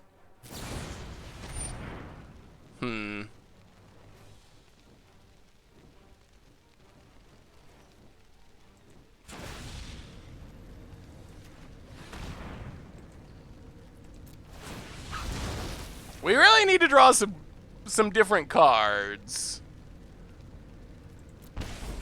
All right, there's a land. That's something at least. Sag the Cats. Erebosai. Oh, Erebros. I get it now. My bad reading got in the way. They would be Erebros. I can't wait for Atris Commander Clash. Tomer would be so greedy. Ooh.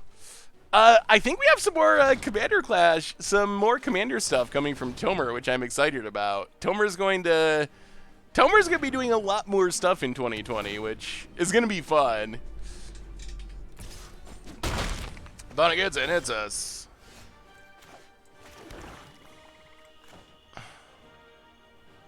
Huh.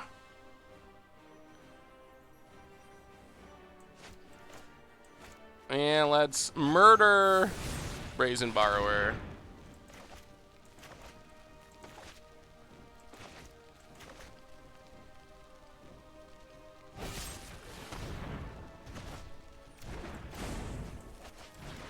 Witch's oven, witch's oven. We need some food to get the cat back. Favorite Ween album?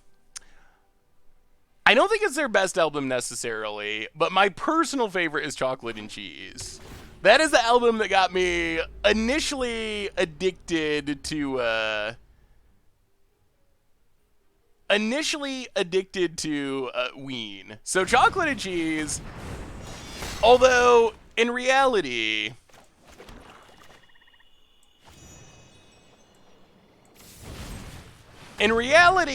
their best album might be The Mollusk, in my opinion. I also really enjoy that album.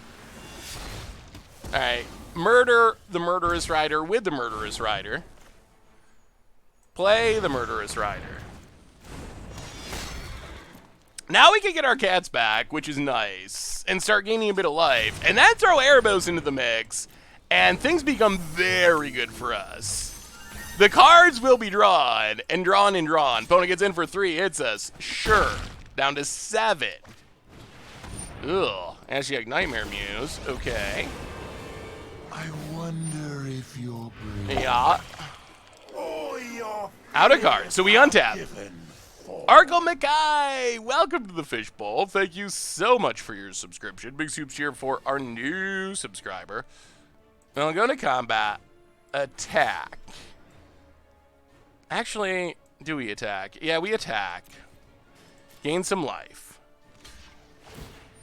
Sure. Go back up to 9.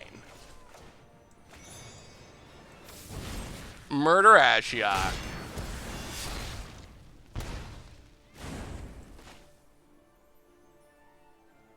Another Murderous Rider. Pass the turn. This is gonna be close. What do you got about it? We need to get down this Erebos before we die. Opponent attacks. Uh-huh. It would be sweet to have Jake come back for an episode. We might be sneaking this out. Yeah, we had Ryder Tron. Down to 4.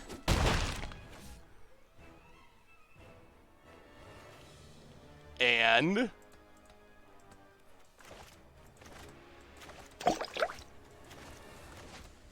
the cats can stabilize us, though.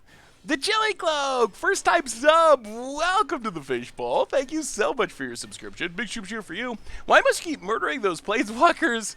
Are you trying to be the next Bolus? Ashiok seems pretty good. Ashiok is a planeswalker that seems worth murdering, I would say. Opponent runs out a Murderous Rider.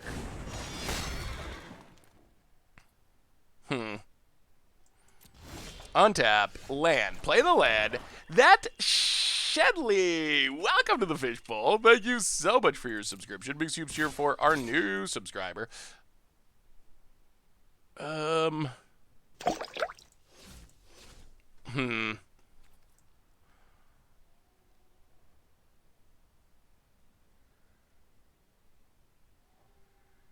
Do we attack? No attacks. Erebos.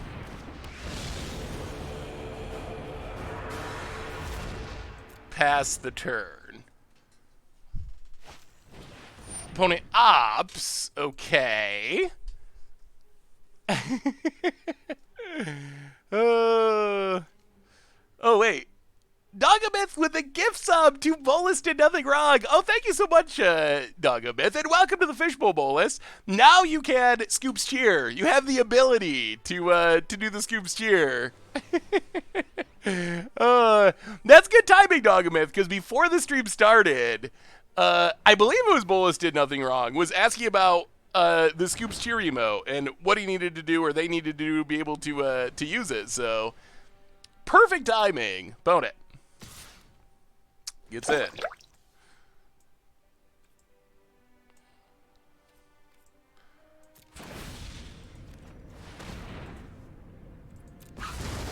Kill Brazen Borrower. Yeah. We can go to 2. Hopefully. If we get punished for this. Oh, alright. Can we do some more gamesmanship? Atris.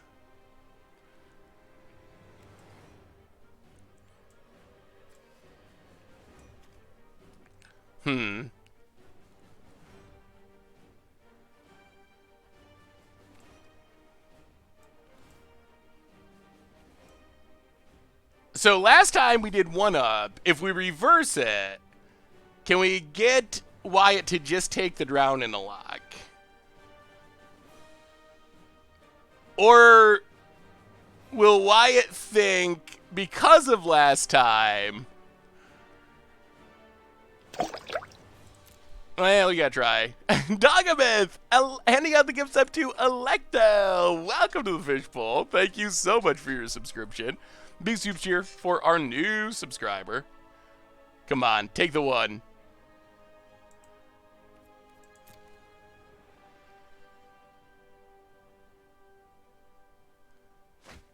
Oh, all right.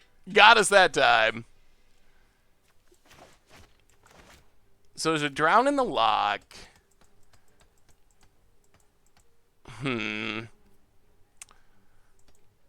That is concerning.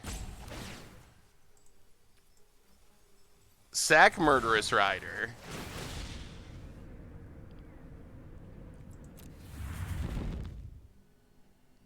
We might still be dying here. Get back Cauldron Familiar.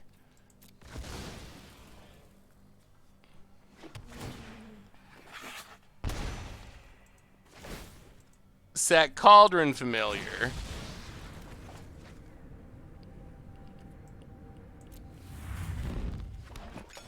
Get back Cauldron Familiar.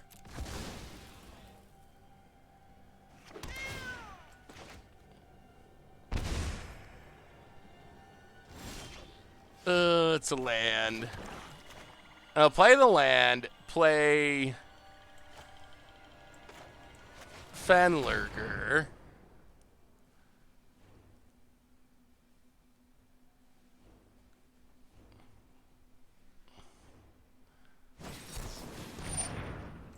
I think we're dead. I think we're dead. Pass the turn. Ugh. Yee. Ugh. Yeah, maybe that would have been a better pile, Miyoko.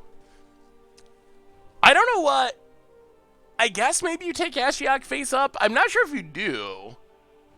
Especially after last time. Ugh. It is going to be hard to get out of this. How can we possibly get out of this? We gotta just, like, top deck Gary, I guess? Well, we didn't want those. Block with the cat.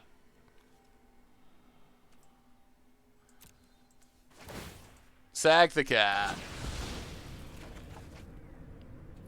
I don't even know if Gary's gonna do it, honestly. Get back the cat. I think we're dead. I think we're dead.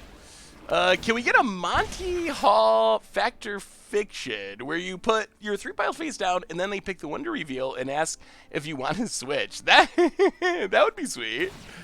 Maybe that would be a good unset card. Casey's Odd for the 4th month. Welcome to the Fishbowl. Thank you so much for your subscription. Big soup cheer for our new subscriber. Yeah, I don't think there's any way out of this. Yeah, we should have blocked the lifelinker. I don't think it matters. I think the game's just over here. I don't think there's any way. I don't think we have any way to stabilize. But yeah, that would have been correct. But I think we're just 100% dead here. We don't have any way to deal with this many creatures. Yeah, or to win. Yeah, alright. Yup. Well, that's Mono Black. We posted a good record. Let's try something different, though. Something that does not involve cats. So I think The next deck that most people wanted to see is one that we'll see how it goes. We'll see how it goes. It's spicy. If it all comes together, it'll be spectacular. How often will that happen? That remains to be seen. So this is a viewer-submitted sneak and show deck. Basically, it's trying to do exactly one thing, which is stake a Perforos, put Terror of Mount Velis, Dracoseth into play, win the game on the spot. In the early game, it did not have Thrill Possibility. I added Thrill Possibility because it had no filtering. In the early game, it's got some removal. It's got a sweeper. Iron Crag Feet might be better as a bit more filtering, but it can do some explosive things, and that's basically it. So hopefully, if we can assemble a hand of Perforos, Terra Mount Velis, Dracoseth, we win the game. Ilharg, backup Perforos, essentially, can win the game with Terra Mount Velis. We'll try it. We're going to try it just like this. It probably needs more filtering of some kind. I don't know if that means going into a second color. I don't know if there's other ways of doing it in mono red, but I really love the idea of it. Oh, is this the big red? Yes, this is big red. This is the biggest red. Krelligan, welcome to the Fishbowl. Thank you so much for your subscription. Big super cheer for our new subscriber.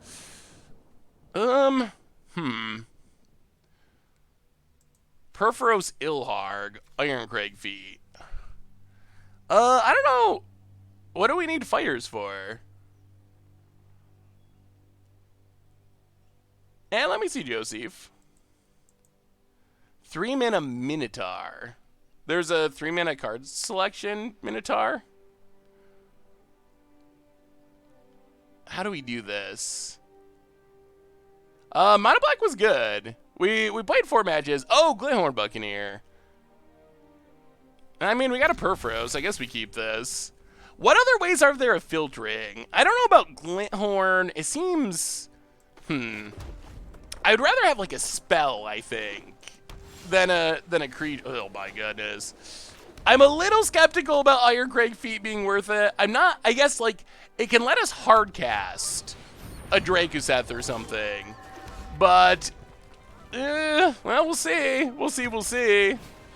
Pies Wayfinder, sure. Eidolon, sure. Well, here it comes. Hits us.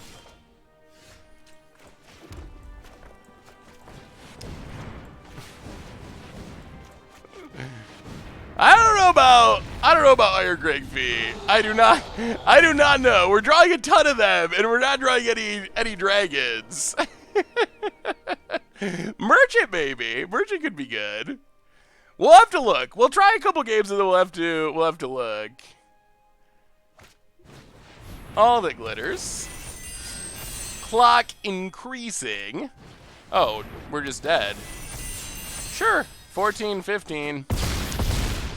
Well, come on. Tear off the top. It's a shock. All right. Well, that was quick. Quick and easy. Oh. Now, we've seen mono white Boggle style decks twice, and we've both times been playing decks that don't really have well, this deck does, I guess, have some interaction, but both times they've kind of run us over. Maybe that's actually going to be a good deck. I don't think it's a especially spicy deck, but how many decks are you choosing between, Doug? How many do you have at this point? Well, at least it was quick and painless. Okay, so we're cutting Iron Crag Feet after this game. I think Iron Crag Feet is... I don't think it's worth it, unfortunately. It's fun, but I am not sure that it's actually good. Somehow we keep drawing like 5 of them every single game when you can only play 4 in your deck legally. Well, Mountain Go. A looting land would be sweet, but we don't really have one. If we ever get the exact 3 cards that we want, like, okay. Well, unfortunately, we're against a blue deck, so we're probably going to get countered or something. But we have the combo. Like, this is an example of what the deck is trying to do. We'll see if we can resolve our stuff through the blue player that... Okay, it's a Thassa. Okay. Okay, now we should win. All right, now this is going to be sweet. This is going to be sweet. This is going to be equally fast in our favor, I think. Sure, we untap, land, Iron Cragfeet, Perforos, and now this puts us to win the game next turn. Our opponent's at 20 life. Opponent's at 20 life. If we get to just untap here with our Perforos, we should just win the game. Smart double.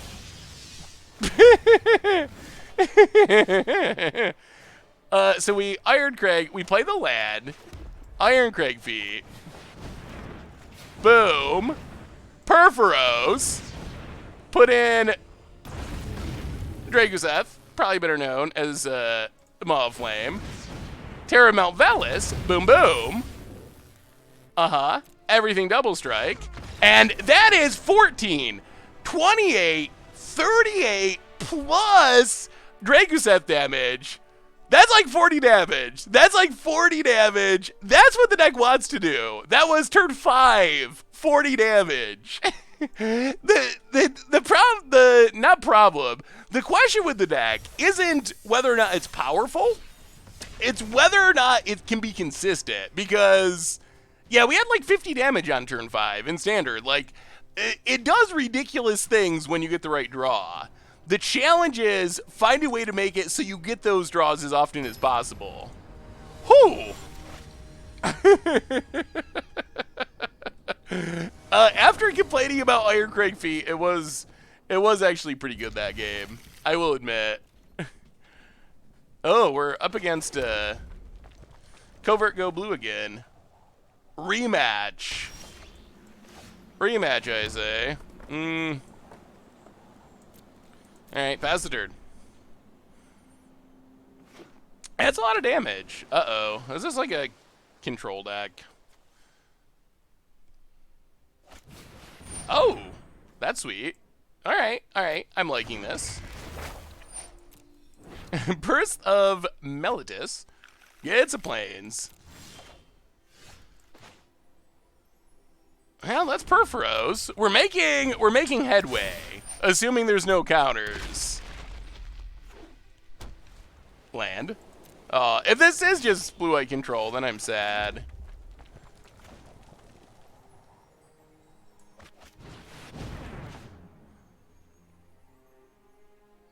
Come on. Tell me you're not playing all the counters in the world.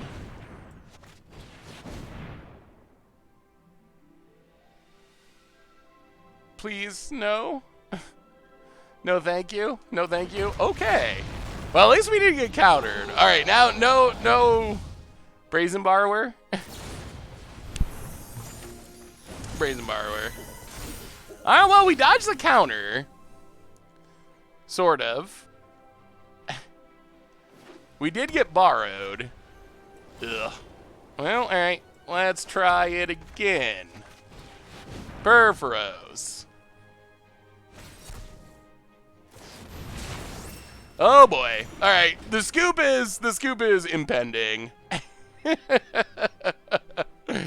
Yeah. Alright, so we will play Ilharg. It'll get countered.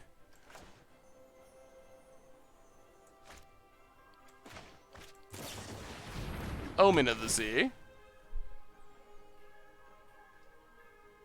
Yeah, then we fall asleep.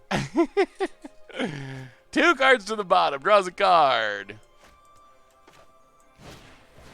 Thirst for Meaning, draws some cards. Yeah, okay, so this deck, when we saw the Saga, for a brief second, I thought it might be spicy, but now I realize it is not. Our blue deck was more like a Panharmonicon deck, though, than a control deck.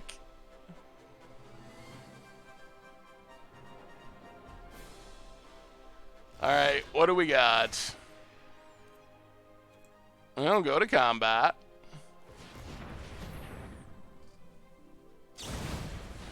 Another Brazen Borrower.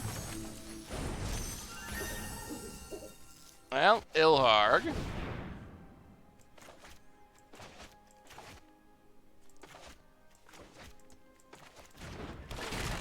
Resolves. And Thirst for Meaning. Absent Enchantment sounds sweet. My favorite pronunciation is when you pronounce Panharmonicon as Philharmonicon. that was a pretty good one. Bone it. Yeah, there is Teferi. Sorry I'm late. Will to live decreasing. Ilharg gets bounced. Draws a card. We'll play Ilharg. We have a new donation for Rum.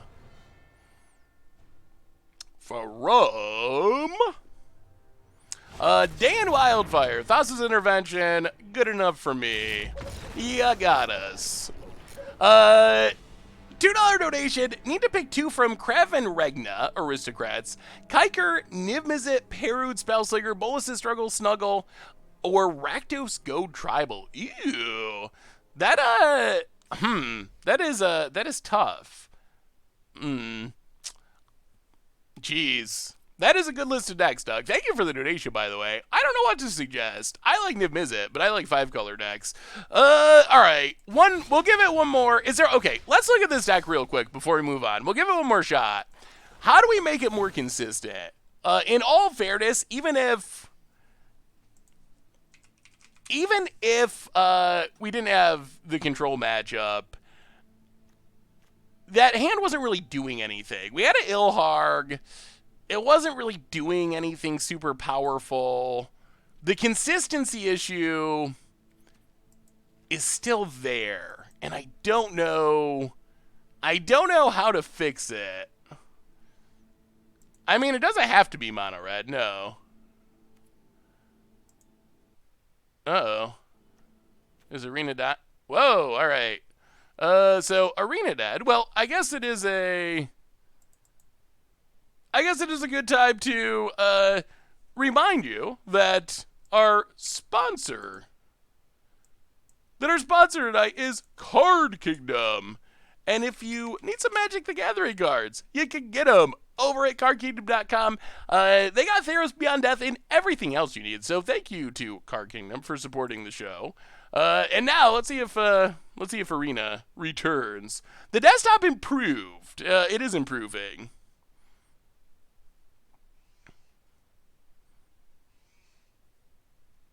Yeah, I mean, control is an important part of Magic. I think. I would not want control to go away, but for a deck where we're just trying to like jam 5 to 7 mana things with no interaction, not a matchup that I really want to play with that deck.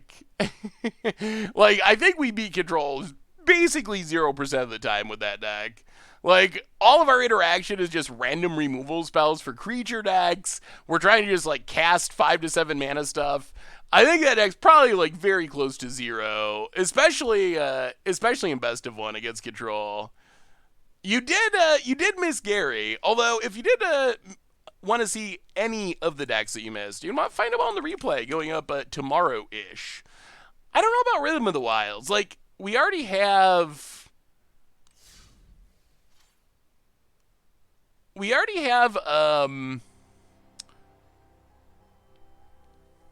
haste with Perforos. Like, do you think it's actually necessary? I mean, I guess if you're running into counter decks all the time, it would be good. Consistency, I think, is the main thing. Maybe going to, like, blue would be good. So what do we cut? We have a million removal spells. Is there a way to add mana that is... not really. I guess the other option is we could just move on and play one of our other decks and revisit this in the future, because I think the idea is there. And it can be powerful. Is Iron Crake Feet worth it? I don't know if it is. I guess you play like Honor the God Pharaoh, just to have more filtering.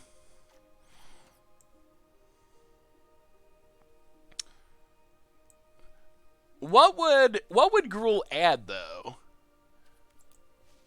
Like what would we be going into green for? I guess you can play Mana Dorks? Huh. I guess green is the best card draw color. Play Marauding Raptor instead of Feet. That could be interesting. I guess it technically makes Perforos cost less. Alright, let's see if we can... Let's see if we get one more sweet win. And then we move on to... we got a lot more decks to get through, too. I think this is one that, man... I don't know. The power is there. Did you put Biogenic Ooze in the Yarak Thassa deck? I do not have Biogenic Ooze in Yarak Thassa at the moment, Oddjuice. Maybe I should. It is sweet. There's a lot of sweet stuff with Yarak and Thassa. That's the hard part, is finding the room. Maybe it's gotta be a like Vanifar deck, so you can play a bunch of one-ofs and find it. Alright, let me... I will try a game with your list, Joseph, if it's able to be imported. If we can import it, yes. If I gotta type it by hand, I probably won't be able to on stream. I know earlier, for some reason, imports were not working. So we'll see. If the import works, I will give it a shot, because I think your list looks sweet. But we'll see in a minute. About it. Well, we got to kill the threat number 1. Yeah. Opponent passing. Well, Mountain. Honor the God Pharaoh. A little bit more cantripping. Hitson! Welcome to the Fishbowl. Thank you so much for your subscription. Big soups here for our new subscriber. Alright, well, throw a possibility. Keep us churning through our deck looking for that Perforos. Daxos for our opponent. And a land. And passes. Well, shock that thing.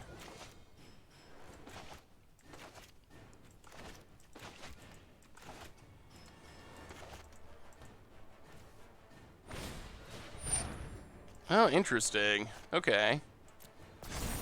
Saves it. Well, then we get to Lava Coil Daxos. And this is how the Boggle deck looks less good. If you could just kill their early stuff, it seems a lot worse. Still haven't checked Catalyst Mono Black. Yeah, it looks, that looks sweet, Pyro Flamer. I don't know about Treacherous Blessing. Treacherous Blessing seems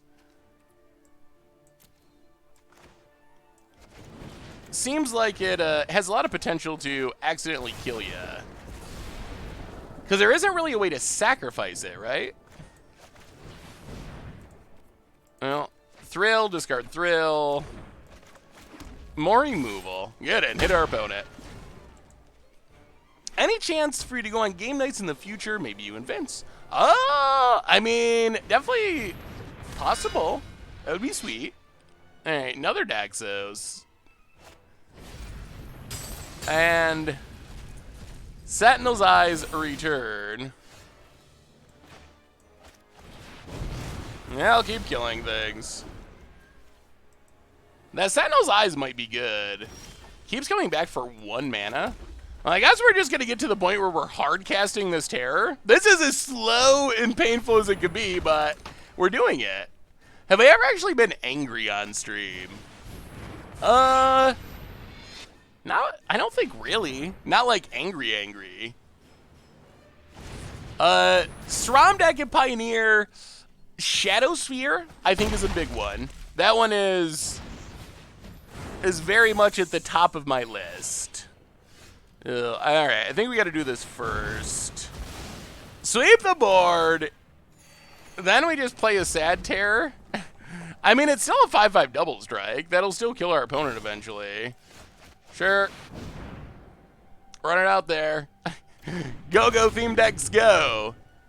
No, what is it called? Sentinel's Eyes. So I think Shadow Spear is a big one. And I'm interested in going into green to have Setessan Champion as like a backup version of SRAM. But I think that takes probably a little bit more rebuilding than just... Ooh. Well, all right. Get in for 10. Uh-huh. Another one. I mean, this is not our plan, but Mono Red, Terror of Mount Velis control. Make that 1/1, opponent. Make that 1/1. Oh, opponent. Grow in the dork. Sure. Grow in the dork even more. Sure. Grow in the dork even more. Yeah, that's a 4/4. Gets in, sending the message. However, the terrors are here. No blocks. This is not how this deck is supposed to win. It is not it at all. But yes, Setessan Champion would require more of a full rebuild, I think, than just slotting it in because it's in a second color. All right, let me see if the import will work, Joseph. I don't know. An unfound non-premium card title with expansion codes. Yeah, I do not know. For some reason, I had to build all the decks by hand because Arena would not let me import them. So, unfortunately, Joseph, probably going to have to check that one out on another day just because it's not working. Well, we got the Mono Red control win. So what's next on our list? We've played Mono Red. Or Sneak and Show. We've played Mono Blue. We've played Mono Black. Decks that I think are interesting. We haven't played the Yarok deck yet. We haven't played Mono Green Devotion. We haven't played the Lazav deck. And we haven't played Enigmatic Sultai. There's also some janky ones. Grixis Conrad, kind of janky. Afterlife Aristocrats is interesting, but in development. We haven't played the Saga deck yet. Ban Sagas, so we went 2-2 in red, which I think is so far our worst record. You want to try Sagas? I mean, Sagas is one of the the most Theros Beyond Deathy of the decks we have. So this is another viewer submitted deck, and this deck is pretty sweet. The idea is basically play a bunch of Sagas and hope that we can parlay Sagas into victory. We have Birth to fix our mana, make a wall, Medomia's Prophecy for card advantage. We have Elspeth Conquers Death. We have Kiora Best of Sea Gods, a copy of the top end. We have some of the flashy enchantments. We have Dance of the Manse as one of our finisher, but really what we're kind of trying to do with this deck is grind out value, use Calyx as removal, as card draw, and use cards like Rescuer Sphinx and Teferi to potentially get value out of Sagas, then return them to our hand. Rescuer Sphinx can bounce a permanent. It grows if it does, so we can reset our Sagas that way, or we can get them back from the graveyard for even more looping value. So that is the main goal. Time Wipe can rescue our Rescuer Sphinx, essentially, for more loop value, but that's the main idea of the deck. It is definitely, it's interesting. I have not played hardly any matches with it, so I really don't know what the level of competition is, but it does have a lot of Theros Beyond Death cards. So and it's a deck that really couldn't exist without Theros Beyond Death. It's really built around the mechanics, so we'll give it a try. We'll give it a try and see how Sagas go. But we will get to Yarok, and we will get to Enigmatic Incarnation. I promise, because those are super sweet. I mean, we have 4 Wraths. 4 Wraths are a pretty big number, I think. Yeah, all right, we got Sagas. Sagas for days.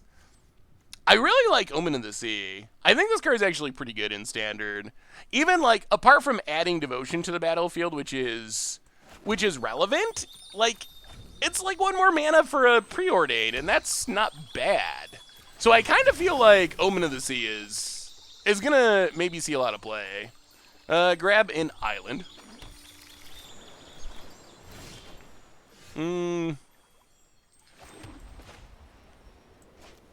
Yeah, let's just Prophecy. Get our Scry on. Saga 1 from the Saga deck. Plains. Alright, we'll draw the Omen of the Sea. Can never draw too many janky Preordains. As the Sage of Sagas, I approve of this.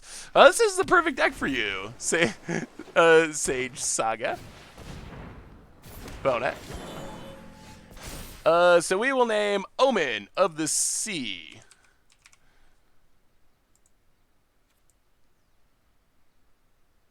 And a Omen of the Sea. Temple of Mystery. Yeah, we'll probably want that. Pass the turn. Medomia's Prophecy is pretty sweet, too. Like, we set these up, we start to draw cards. We are playing Sagas at the moment. Oh, I guess I should be able to update it. You can see all the deck lists with the command, but I should be able to update it so it's down below as well, hopefully. Oh. Maybe I can't. I don't know if I have the... I don't know where this deck came from. Maybe, is this not on the list? I don't even see it on my Goldfish account. Alright, keep. Draw. Yeah, I don't know where this deck list came. I know it was viewer submitted, but... Alright, so whenever you cast a spell with a chosen name for the first time this turn, draw a card. So we need to, first off, Birth. Birth gets us a Plains. Plains, Omen of the Sea. Draw 2 with Medomia's Prophecy. Scry. Land to the bottom. We'll keep another Elspeth Conqueror's Death. Pass the turn. Keep grinding out that Saga value. What is a payoff for playing all these Sagas? I guess Dance of the Man's mostly, really, to be able to get it back from the graveyard.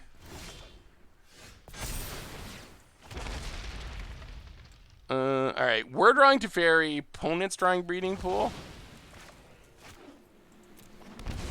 Well, let's do some Death Conquering. Get rid of Leyline. Pass the turn. Gotta shut down that mana. That was a lot of extra mana. Oh, you're dying, Auju? Kelikar? That's not good. This set, I believe, releases tomorrow for everyone. Wow, opponent is going wide with the mana dorks. We could use one of those Wraths. Would be acceptable.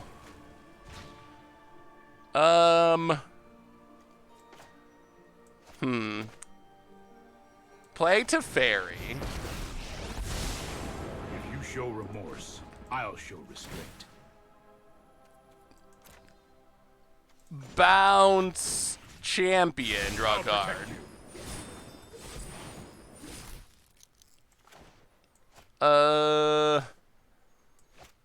Temple of Plenty. Do some scrying.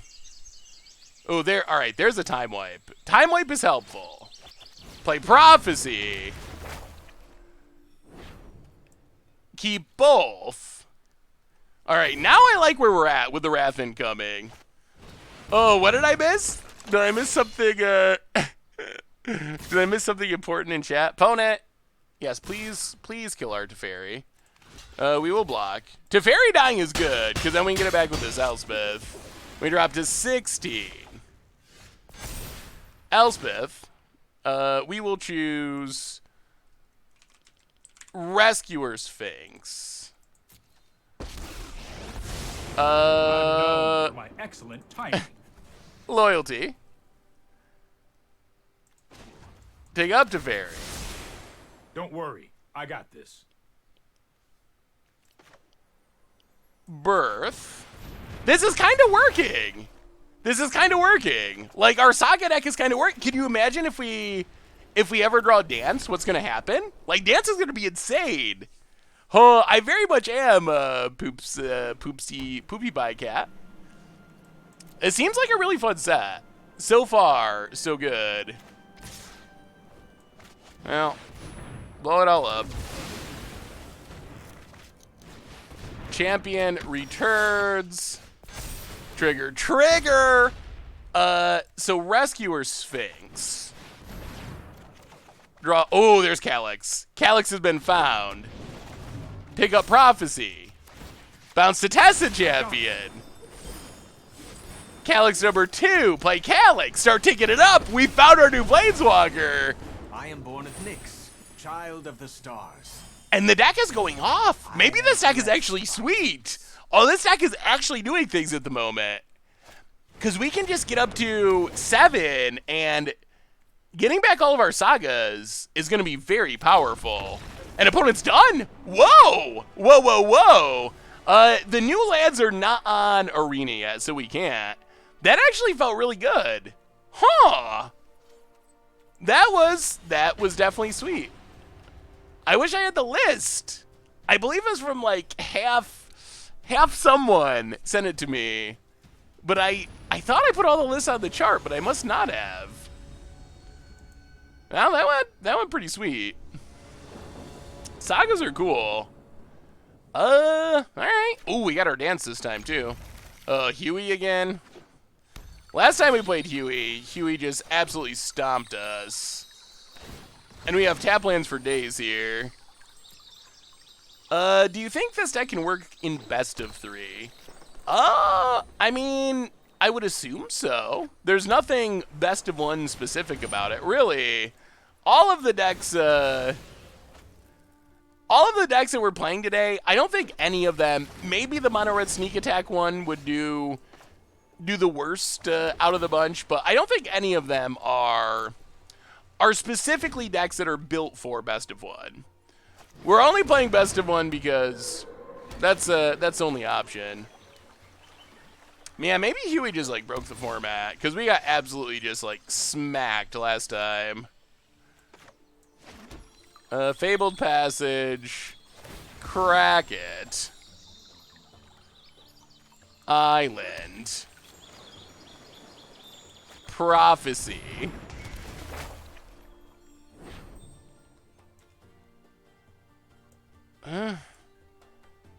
Alright, I guess we get to keep drawing cards. That's something. Sideboard hate is a bit of a concern. Yeah, here it comes. Yeah. Sax. Night of Autumn.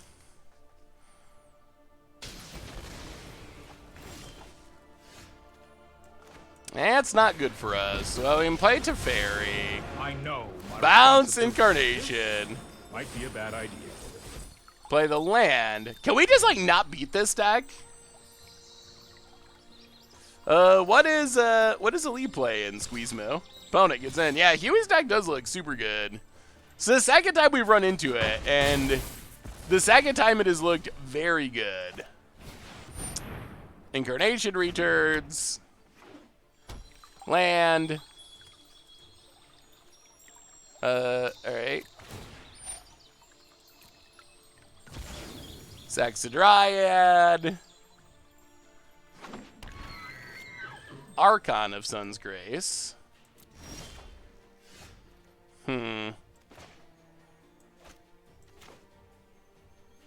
Well, let's Thirst.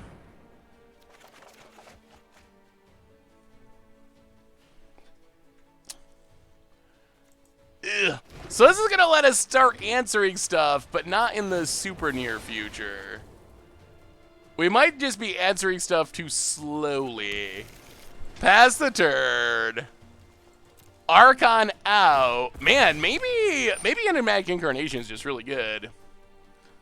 This is a Saga deck. Bone it. Hey, welcome, cool cockatoo. Yeah, bean down. Has anyone been watching Huey's stream? Like, has this deck actually looked insane, or does it just crush the decks that we've been playing? Because it's looked absurd. It's looked absurd both times we've run into it. Yeah, that is also true. We're not drawing. We do have 4 Wraths in the deck, and we've drawn 0. And I mean, maybe it's just London Mulligan in the way of Magic, but both times that we have played against this deck, it has been extra land drop Dryad into Enigmatic Incarnation. So that is something that has been happening on repeat, essentially. Well, come on, Wrath. One time. No. Rescuer Sphinx. No. Alright, try again. Can we find a 4-mana Wrath? No.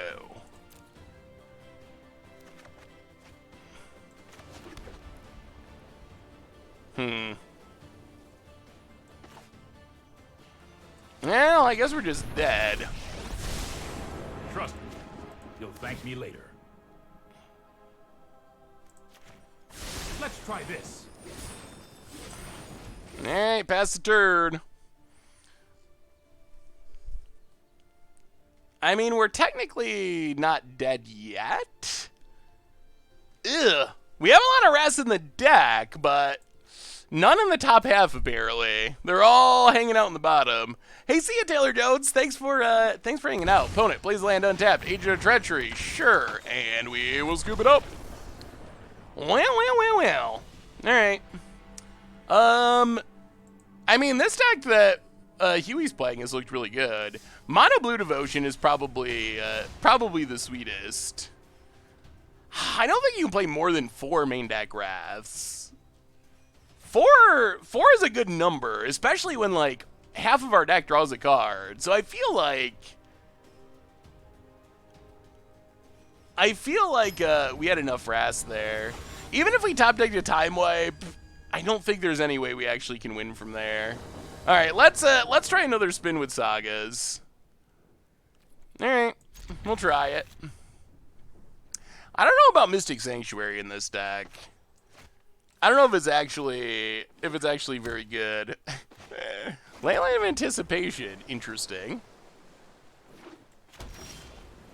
So I assume this is some sort of mono blue flash that is, or mono blue devotion. And we'll keep Calyx, I guess. Although, I don't know about Leyline. You run 6 in best 1. Getting back Wrath, I guess, is sweet. We will choose Omen of the Sun, I guess? Omen of the Sun.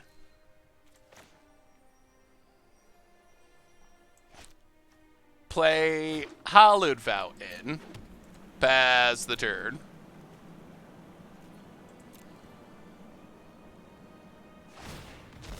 Yeah. I do like Medomia's Prophecy. It's been good card draw. It's brought back in this deck. Brought back is not in this deck. Calyx might be the only green card, or it's at least close to the only green card. Well, that's Omen of the Sea.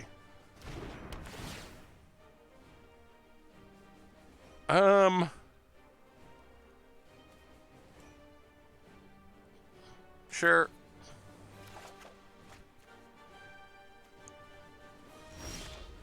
Now we have to play Omen of the Sun. I guess we can play Scryland first. Scryland. Wrath to the bottom. Play the land. Or play the Saga. Draw a couple cards. Alright. Temples. No green mana for Calyx yet. Well, pass the turn.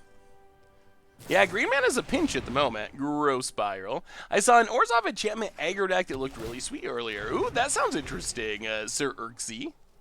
That sounds very interesting. About it. What do you got? What do you got? What other sweet decks have people, oh, it's a will. Yeah.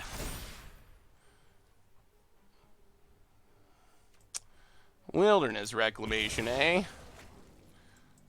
Well, go to combat. Attack.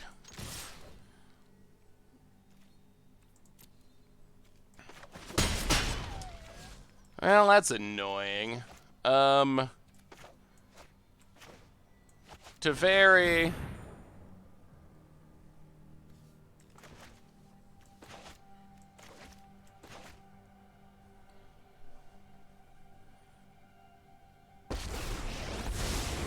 Sorry I'm late.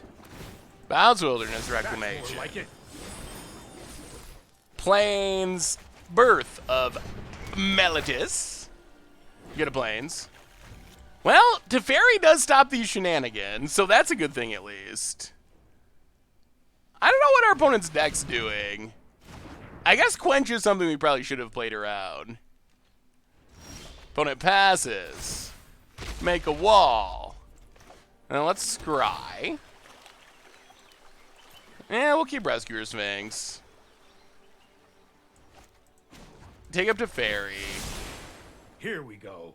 Go to combat, do some attacking. I mean, we're winning like a weird token deck at the moment, but I mean, the main idea of the deck is to keep grinding out value with Sagas, eventually getting them all back with Calyx or Dance to the Mance.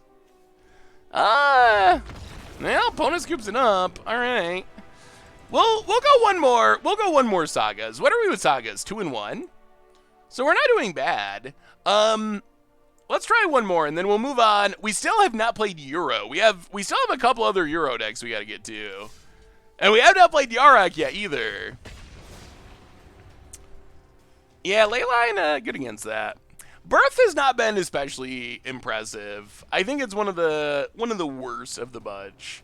Are we playing Modern tonight? No, today is all standard constructed preview stream.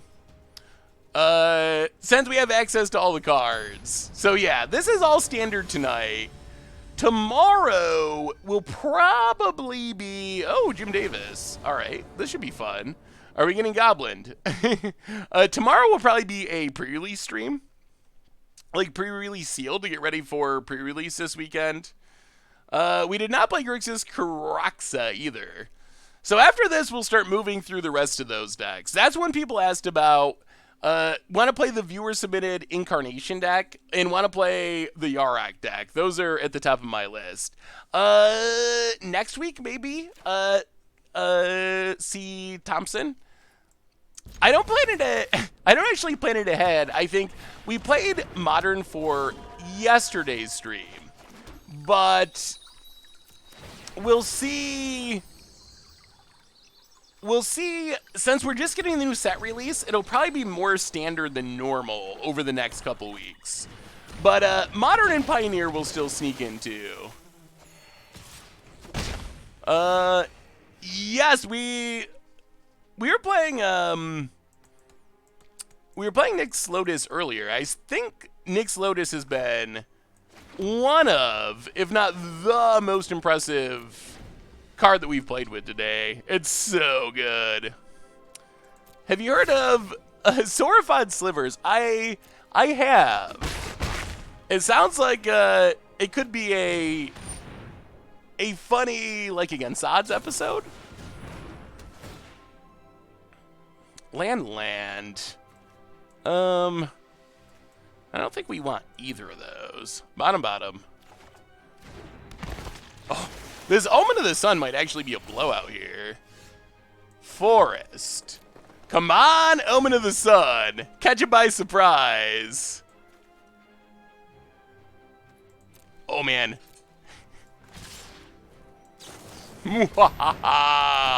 Give Give us those 1-1s. Boom. And double boom.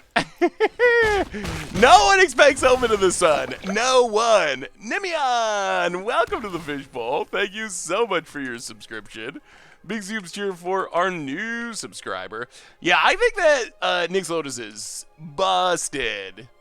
Busted. I think Blue Devotion and Black Devotion have probably been the two most played, two most powerful decks we played.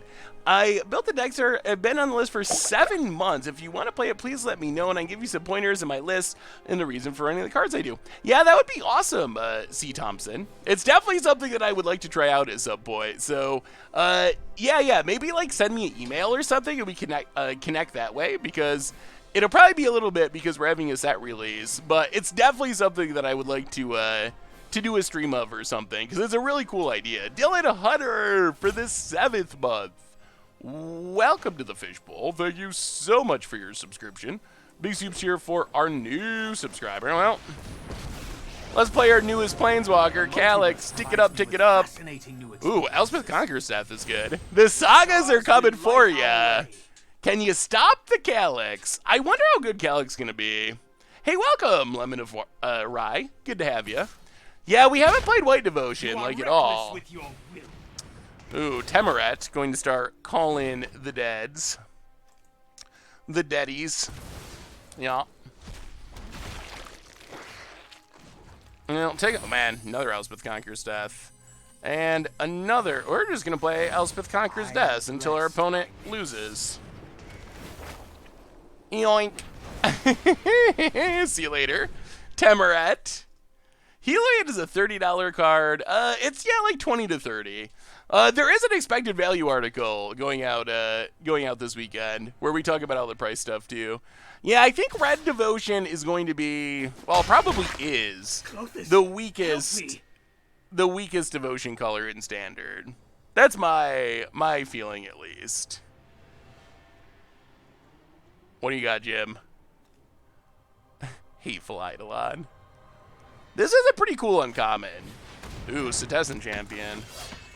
Well, yeah. Yoink again.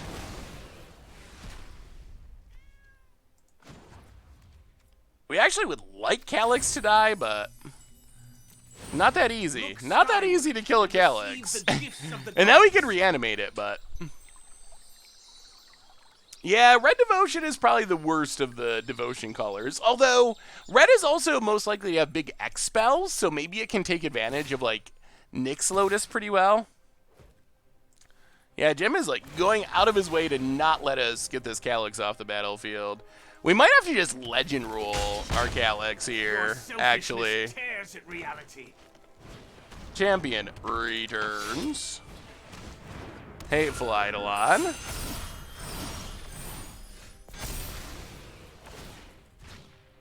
Alright, take up Calyx. Oh, we're seeing the whiffy part of Calyx. Show me my path. Huh. Plains. New Calyx.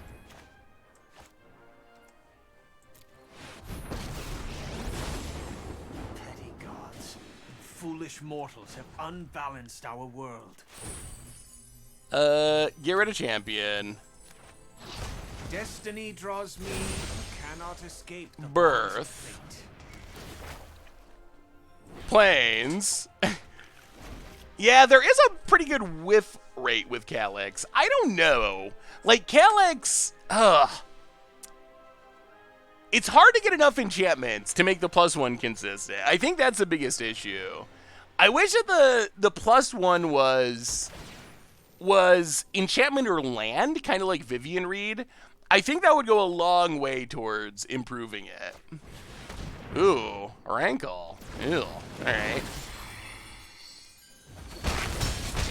Well, that is a beatdown. We do get to reanimate a Calyx, so not all is lost.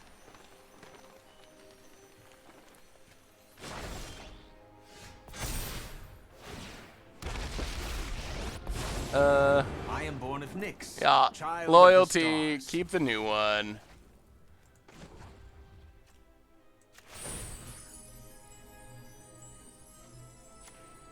Calyx, get rid of Rankle. It is time for my light banishes you from this world.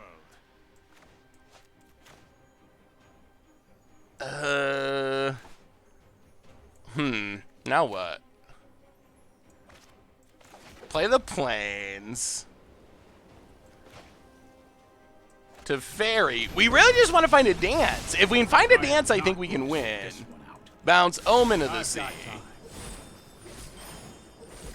Oh, that's also good. Sweep the board. The sky's been shattered. I can't say that for some reason. Well, now I think we just win. Eventually, sooner or later, as long as this Omen sticks. If that leaves the battlefield, we lose everything. Oh, you got Huey's list? Oh, thank you, Brody. Yeah, that's one of the sweetest lists we've seen. Calyx down. Murderous Rider. And I'll take up to Fairy. Here goes nothing. Elspeth, gonna conquer some deaths. And some Murderous Riders. Pass the turn. The shy has been snattered. Oh, opponent, you're gonna draw a card. Castle Ogwayne was a good draw. That's gonna... Man, we just gotta find a dance. If we ever find dance... discard an Omen. Okay. Okay. This might be very good. This might be the best. Do we have a land left? Please? Okay, we do. Grab a land. Take up to Fairy. Take a peek at our graveyard. 1, 2, 3, 4. Only 4? Maybe we keep waiting. Let's play Prophecy. Yeah, let's wait. Let's wait and see if we get a couple more enchantments in our graveyard. Timelight bottom, Prophecy top. Omen of the Sea, draw a card. Land to the bottom, Prophecy top. Sack Omen of the Sea. Scry. Bottom, Omen top. Alright, now next turn I think we can do it. Next turn is going to be very good. Opponent draws a card. Sure. Meyer Triton, that's fine. Does some milling. We untap. We get back Calyx. We choose Rescuer Sphinx. Let's put a +1/+1 counter. Just for fun. Restoring order to Theros. Take it up. Birth. Look skyward and Take up to receive the Fairy. gifts of the gods. No. Pass I the am not turn, getting and this it is dance time. The Sagas are returning. Hey, welcome, Glitterbass. Oh, this is going to be good. This is 1, 2, 1, 2, 3. Yeah. This is going to be very good.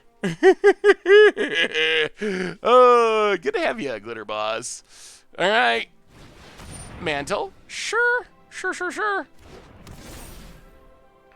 Combat.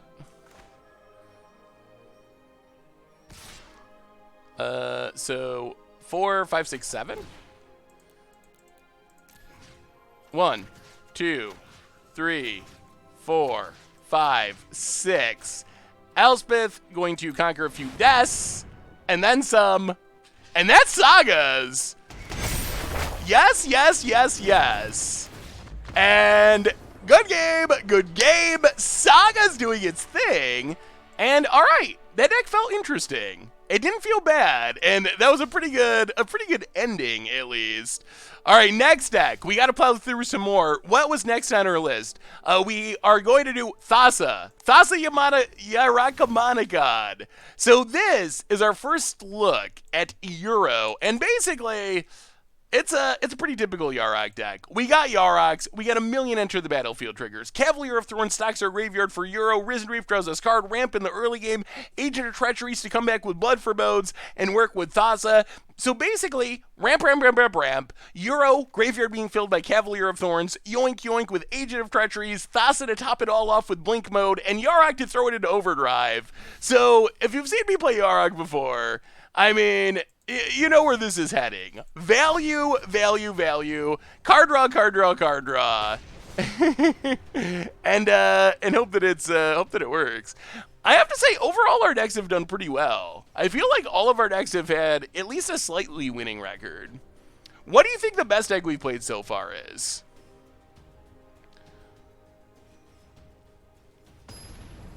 Why not a play set of Euro? The only reason is, in this deck in specific, we have Risen Reef too. And there are a lot of elementals. So I feel like for some reason, and maybe I'm wrong, but I feel like the elemental sub-theme of this deck in specific makes three, we need blue mana, makes 3 Euros, maybe Euros, the right number. Mono black by far, mono blue. Ooh, Gilded Goose. Gilded Goose is good. Gilded Goose at least lets us Risen Reef or Euro, depending on what we draw, even if we don't hit mana. Sagas was definitely sweet too. Yeah, I'm ready for some Yarok Monicon action. Opponent must be playing Green Devotion, I would assume. Oh, well that makes it easier. Boom. Actually, let's just Euro first. Euro. Trigger. Tap land. Then next turn we can Risen Reef and Leafkin. Honk honk. Guys, send the message. Let our opponent know what's going on. Yes, Kerwax is still on the list, Edrol. So I will try to get to it. It is still on our list to do. But there is a Lazov Kroxa deck to play tonight. Yeah, let's Risen Reef. Draw a card. Put it into play. Tapped. Leafkin Druid. Trigger. You know what's better than a Risen Reef? It might be 2 Risen Reefs. Oh, opponent's gonna be making 1, 2. We are all connected. Oh, just kidding. Opponent would have been making mana, but instead we're just gonna be stealing our opponent's Nissa, I believe. Sure. Down to 16. So actually, we will be making mana. Yarok. Or Agent of Treachery. I don't know why I said Yarok. Take Nissa. Untap Breeding Pool. Harness the elements. Breeding Pool. Untapped. Tap, tap, tap, tap.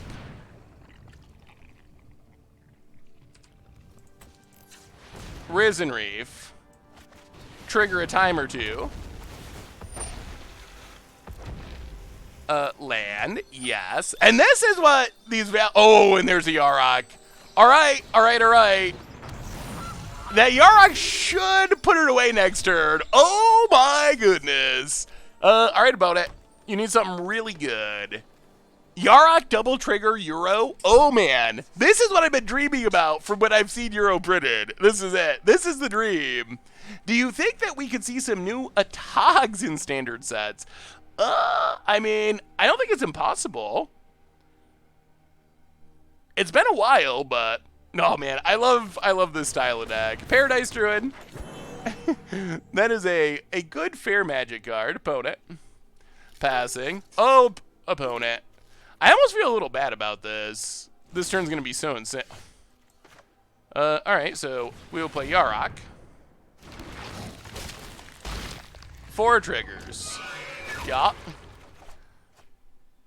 Oh! And a Thassa! And a Thassa too. Yeah. Put them all into play. That gets tapped for mana. That gets tapped for mana. That gets tapped for mana. This gets cracked for mana.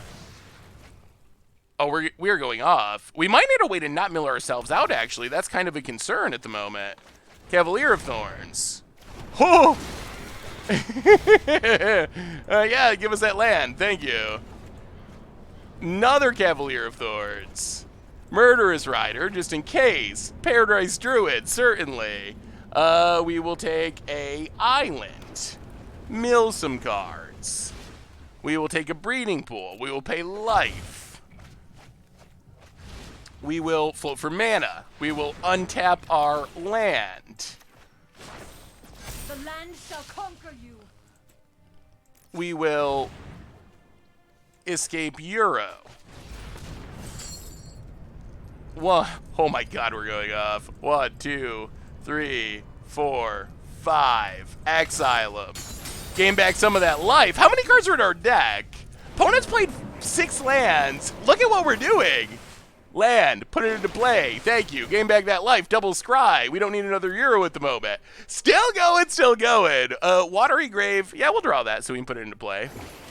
Draw it, put it into play. Tapped. Thassa.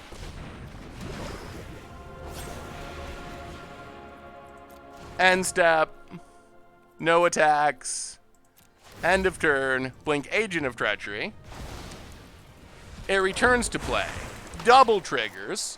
We'll take your forest. We'll take your forest. Woo!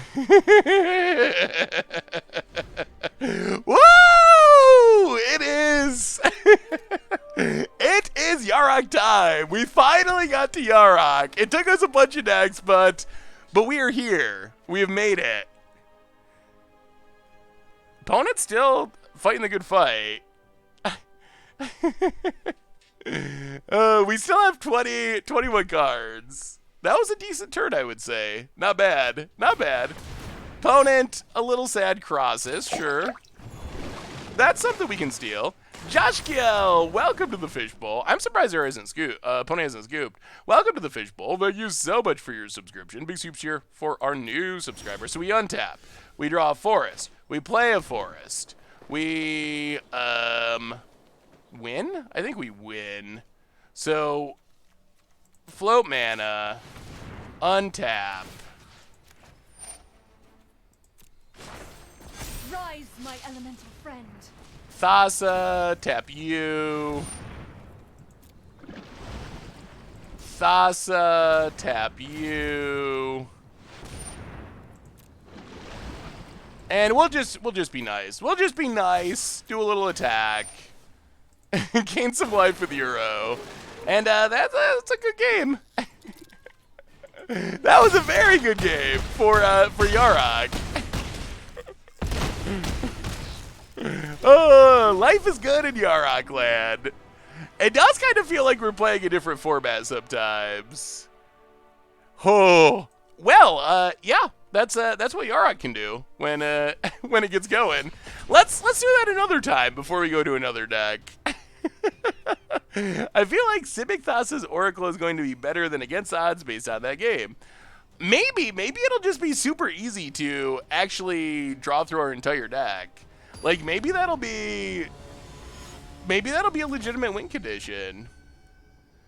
I mean, this has been busted since almost since it was printed, so yes, Hushbringer is very good against our deck. Ooh, all right.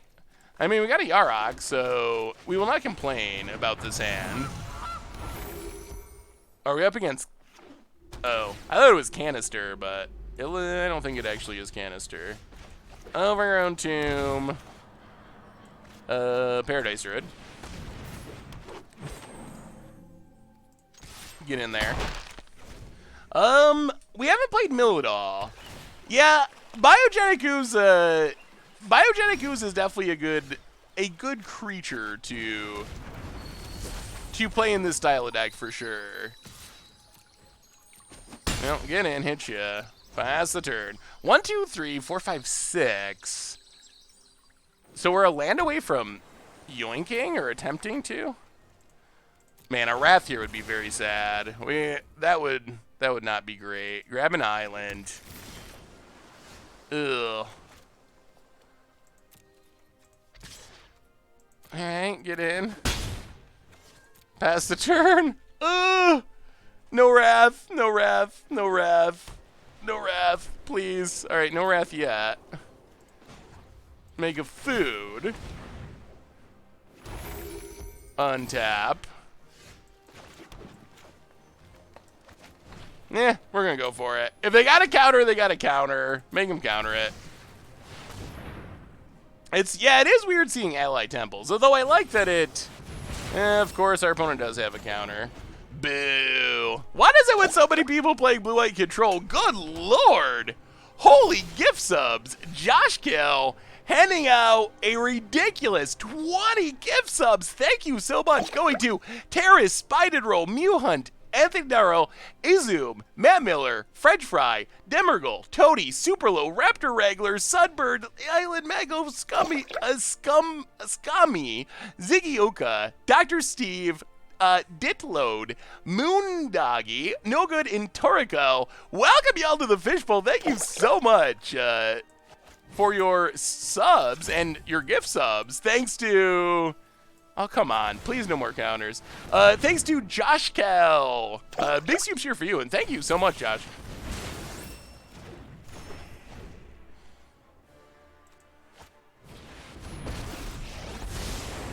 I can go longer. Stand by and watch.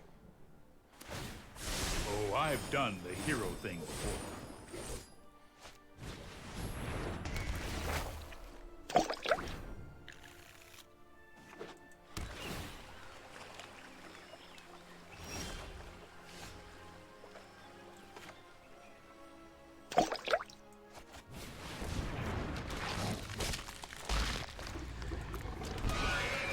Alright. Well, make some food, pass the turn.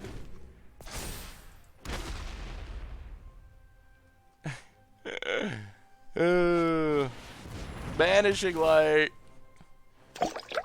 Hits Yarok. Sure. Takes I'll up. protect you. Opponent.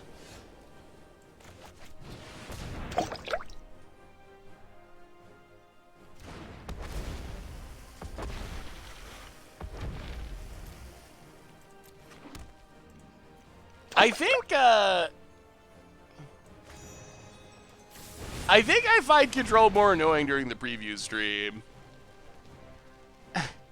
I enjoy seeing people's spicy decks, but to me, I don't know. And I could be completely wrong, but I feel like personally, I get more annoyed with control decks on the preview stream day because you have so many people who are just like trying to do cool new things with the new cards, and control is one of the decks that feels like the antithesis of the spirit of the event to me. Cleaves, welcome to the Fishbowl. Thank you so much for your subscription. Big soups here for our new subscriber. Although I will at least give our opponent credit that they do have a couple of new cards in their deck, so at least there is some Theros cards involved, which is nice.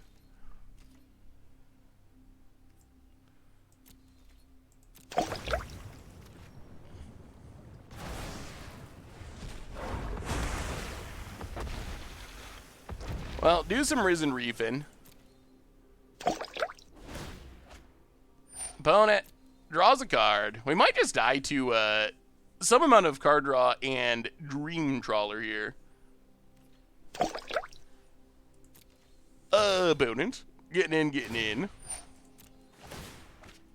Draws a card. I do think Dream Trawler is pretty decent.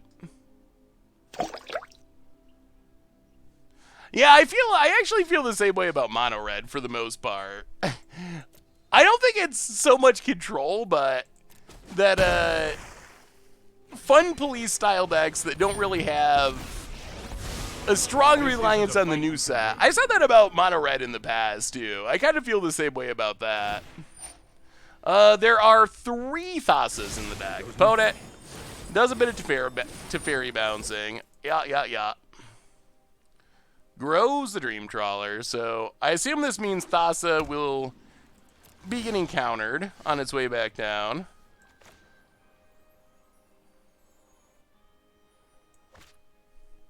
we're just gonna die, right? Is there anything we can do about this?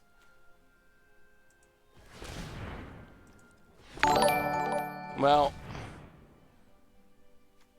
play Cavalier of Thorns.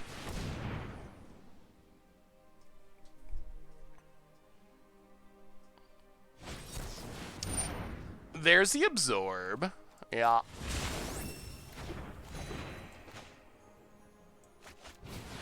Play Thassa. We have a new donation for rum.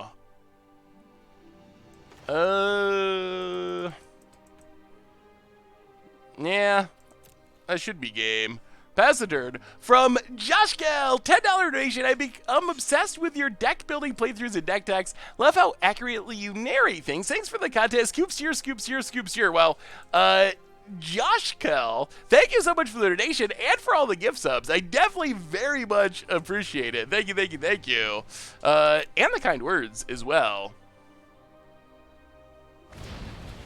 Brazen Borrower bounces Thassa. Sure.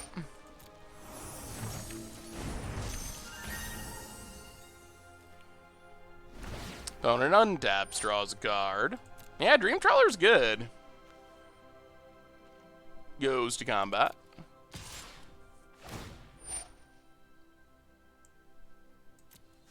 Gets in, gets in.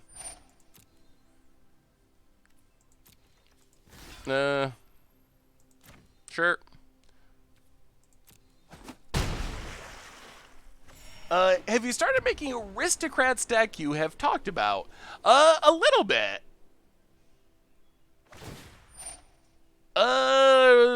Magic original Ravnica block-ish. So 2005, 6-ish, something like that. What do you got, opponent? Ashiok. I wonder if you're brave enough to overcome your Impulsive fear. Piano! Welcome to the Fishbowl. Thank you so much for your subscription. Big soups here for our new subscriber, Bounces. Yeah. Surrender. So we untap. We play a land.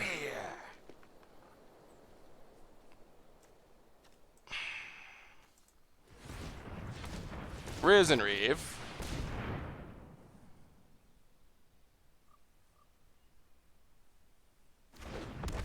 Resolves.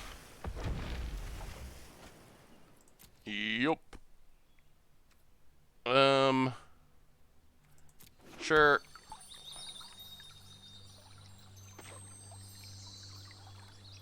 Cavalier.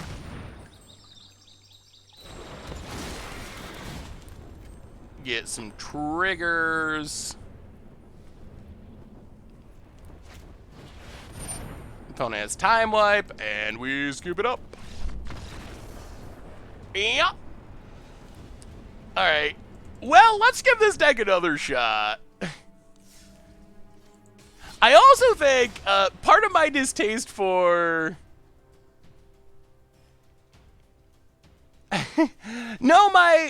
I think my combat control isn't so much about the number of new cards, but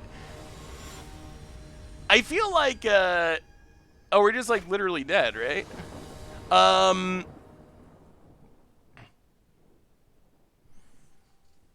It's not so much about new cards. I think part of the reason that I tend to dislike decks like mono red and mono counterspell control decks for this style of it is they're decks that their main goal is to not allow the other decks to do what they're trying to do. So I think like when you got a bunch of people that are like tried to go off with 1,000-Year Storm or tried to win with, you know, whatever janky new thing, it feels a little weird to me to run into those style of decks that are just like that. So that's more, I think, my criticism. Although I firmly believe that everyone should be able to play whatever they enjoy, and if you know, mono red's your jam or control is your jam. Jam your jam. I just think it's a little weird to me, and specifically events that are built around like doing cool things with new cards.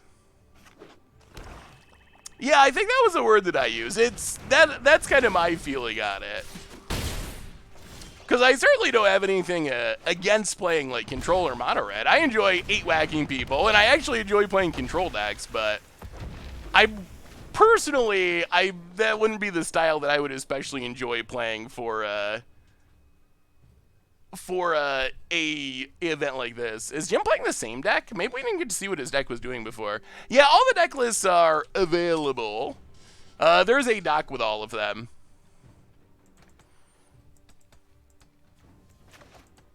Yeah, it'll be interesting to see what the metagame looks like moving forward. So this can't count. Jim knows. Jim's got the can't counter my stuff card. I wonder if this card will actually see play. A 2/3 for 2 is not bad. Temerat.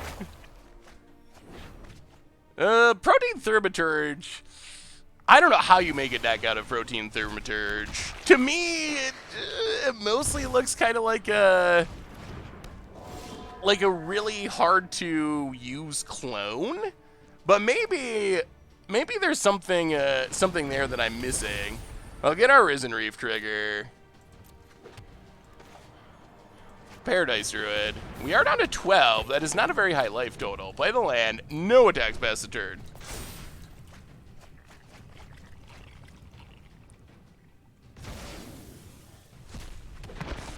All right. Temerat Calls the Dead is going off, and this is a pretty big board that can also make a big land. 1, 2, 3.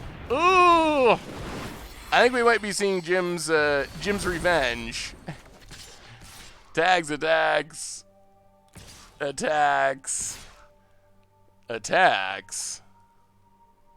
1, 2, 3, 4, 5, 6. Well, block, I guess. Ugh. Rankle down to 6. Thankfully, the last lore counter on the Sagas doesn't do anything. If that was a history of Benali, we would be dead. But thankfully, it's Temerat Calls the Dead. Any ideas to use quasi-duplicate in Theros or Pioneer? I like the Graveborn Lamia or whatever that lets you tutor stuff into your graveyard. I think that's one of the coolest ways to take advantage of it.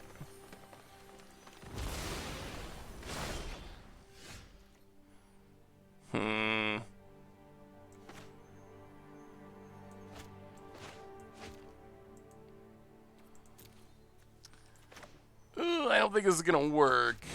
Euro gains us life. Lets us put a land into play. Gilded Goose. Fabled Passage. Ugh. Close to enough cards, but not there yet. Pass the turn, no attacks. So we can jump with Gilded Goose. We might be able to survive. A little bit of scrying from Temerat Calls the Dead. Pioneer, on the other hand, I'm not really sure what a quasi-duplicate can do in Pioneer. That's a tougher one. Opponent.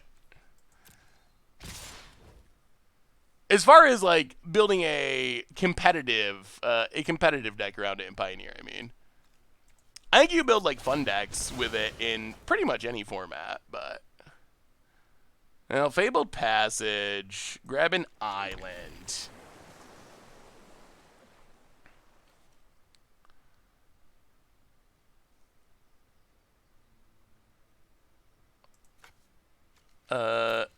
Block.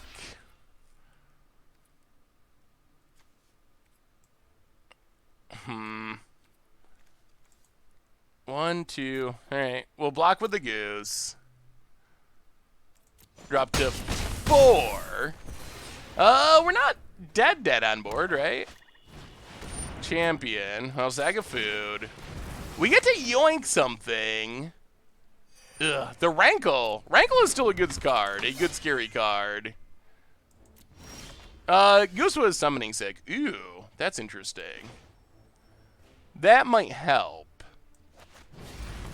So Euro, exile everything. Get a 6/6, gain some life. And that Murderous Rider lets us kill something. Okay, we might be back in business. Put the land into play. All right.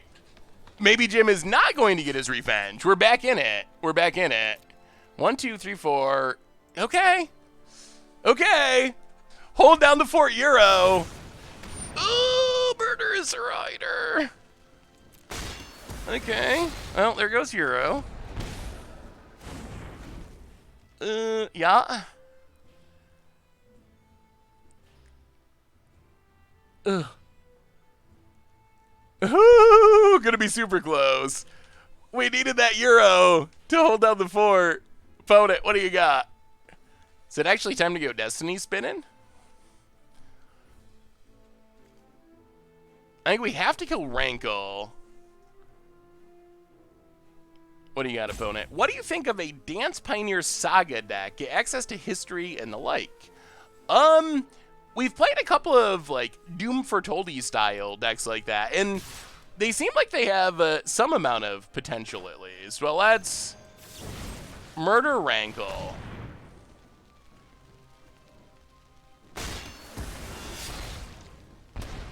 Block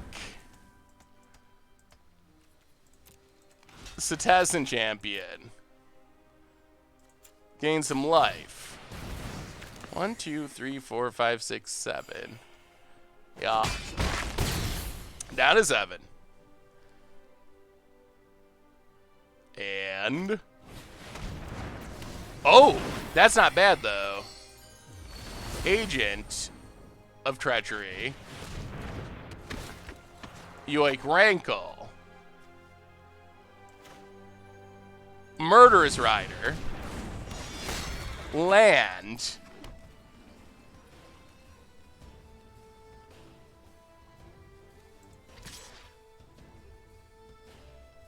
Ugh. Alright. No attacks. No attacks. Stay on defense! Hey, what's up, Over? How are you? I like Mardu discard, which is inspired by your black-white discard. Put everything... Ooh. Euphemia the Cacophon. And it draws with Citizen Champion. This is a sweet-looking deck. I like this, like, green-black constellation idea. Jonathan Snow for the 26th month. Welcome to the Fishbowl. Thank you for your subscription. Big tube cheer for you. Hey, Seth, my daughter Juliet says hi. She loves watching your stream with me. Well, hey, Juliet. Thank you for watching. I hope you've been having fun. Enjoying the new Theros Beyond Death cards. Opponent animates a land. Attacks. Attacks. Well, we will block, block, block.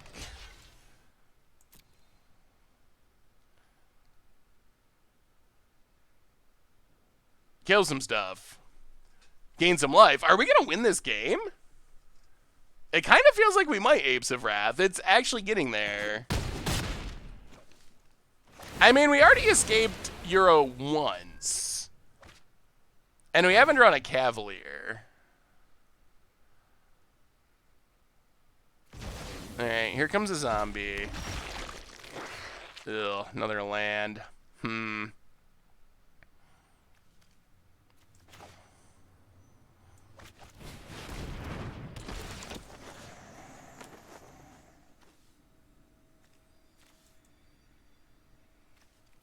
That's gonna keep making zombies. Do we care?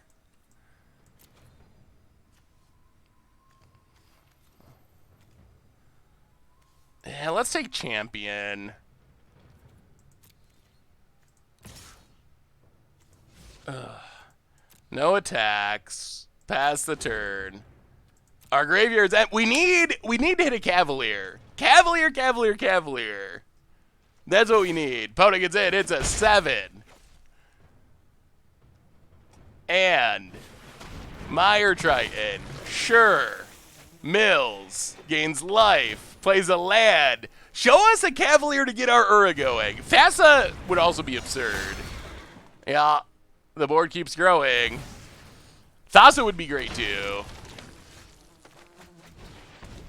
Well, Gilded Goose is definitely not great, but But the life gain, our opponent's not hitting us for that much, so the life gain is relevant. Just making a food might buy us a bit of time. Oh, Thassa would be so insane. Thassa. Show us a Thassa. I feel like we should be able to not care about Euphemia by the time it's actually going to be lethal. But I feel like it's really easy if we let the Setessan champion stay for Jim to just, like, hit an enchantment into another one, and all of a sudden we're, like, way behind. But maybe it won't work out. Maybe we will not draw a way to stop a Euphemia and just die. Alright. That does increase the clock.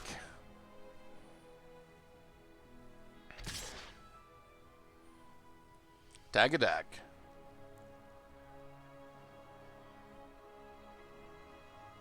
Oh, Thassa. Thassa.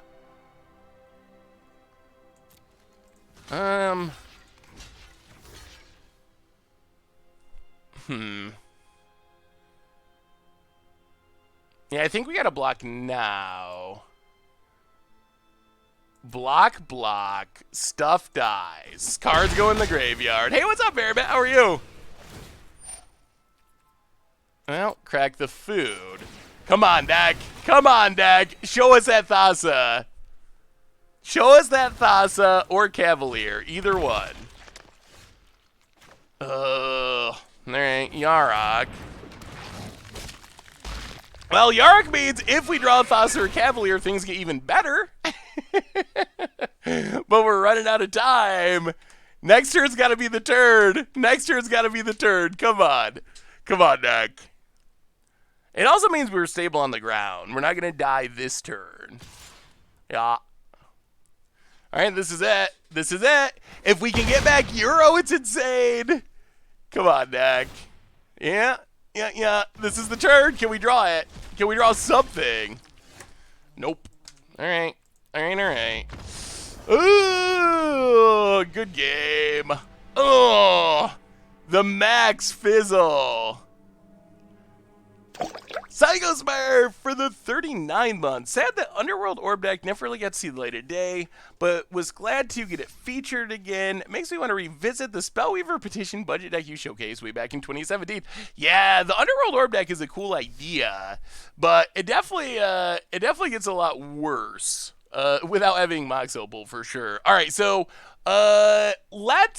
we will definitely do a full Yarok stream in the future, but we got to hit a couple more decks. One of them that people, at least some people have asked for, is people wanted to see the idea of a deck that's trying to Kroxa and then turn Lazav into Kroxa. Because if you turn Lazav into Kroxa, then you avoid the sacrifice itself trigger. So this is kind of a Grixis-y mid-range deck. We got some Atris, we got some Ashioks, we got some Removal, we got some Thief of Sanities, some Tamarack Calls the Dead, that's basically built around trying to Kroxa, have it go to the graveyard, Lazav into it. So let's give that deck a shot.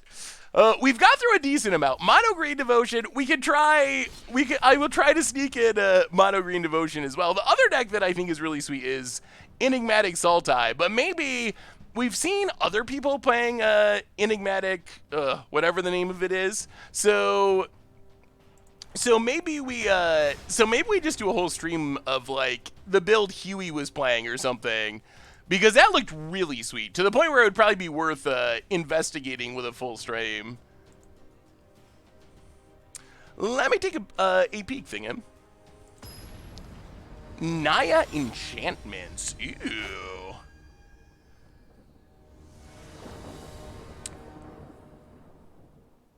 Well, we got the Lazav. Alright, we'll keep this. Plains. We've run into quite a few White Weenie decks. A surprising number of White Weenie players running around these days. There's like Healer Hawk. I guess it's probably Heliod, Helioid, but we haven't actually seen any Helioids. But that's probably what people are trying to check out. Yeah, lots of Alcids. No, let's Lazav. Mill eat to extinction. Pass the turn. Yeah, the Enchantress deck looks sweet. Ugh, Gideon. Yeah. Gods bless us in our righteous cause. Well, thankfully we do have a Murderous Rider, so we can kill it, so we're not just dead. Which we otherwise probably would Will be. lend you my strength. Attack, attack, we block. It does mean we gotta spend our turn killing Gideon, I think. Yeah. Murderous Rider. Get rid of Gideon. Pass the turn. Where's our Elder Titan? We need a Croxa. Plays for our opponent. Sure, Fairy Guide Mother gets in, hits us to 10. Fairy Guide Mother. Well, Thief of Sanity. Play some defense. Ugh, could use a land. A land would be nice. Land for our opponent. There is Heliod.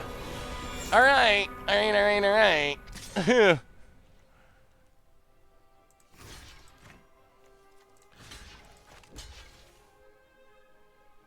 Oh boy, alright. So block.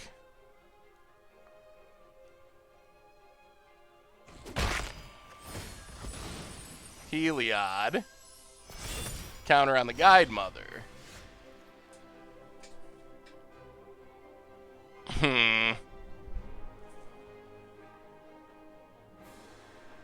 How do we get out of this? Double Thieves of Sanity can give you load of life gain. That's true. Maybe we should be attacking our opponent and trying to steal their cards. Boy, it feels so risky, though. Well, get in.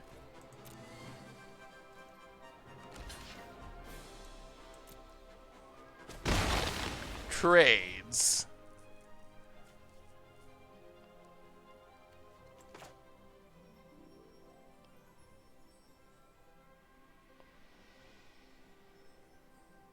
Thief of Sanity. Steam Vents. Pass the turn. No double white cards to turn on Heliod, please. Yeah, Banishing Light would be nice. We would very much be down with a Banishing Light here. Found it. Adepts. Double white would turn on Heliod. And then that's a 5/5 indestructible with 1,000,000 protection. Alright. Alright, that does not turn on Heliod. Sure. Yeah.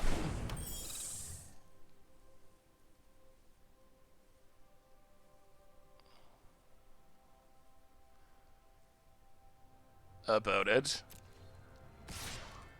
Attacks. Yeah, we'll keep blocking. Keep killing stuff. Counter on the Guide Mother. We untap. It's a land.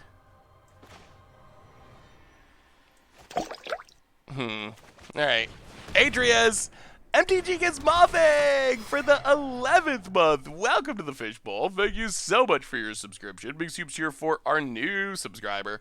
Alright, give us a good pile. Let's get a nice pile here.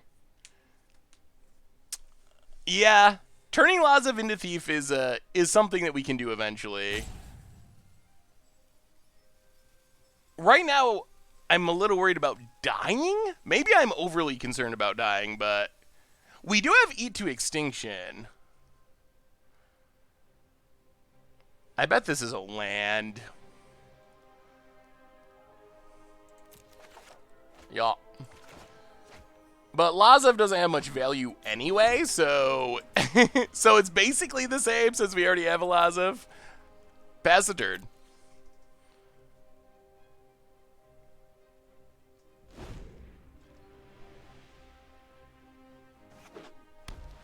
Alright, land.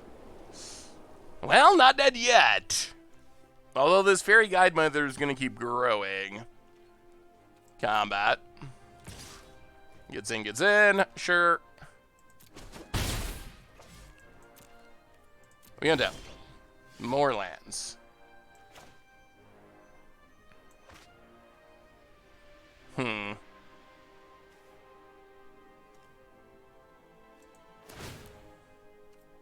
Well, I guess the time has come.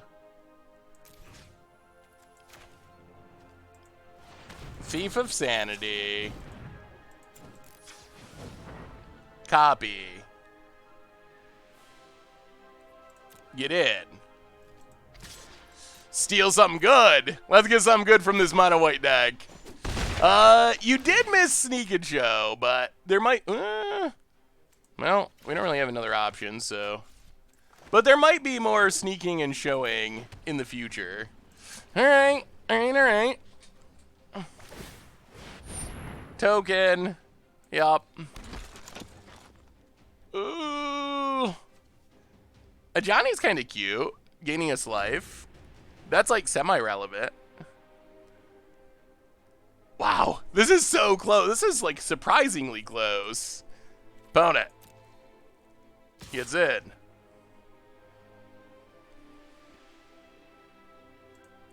Yup.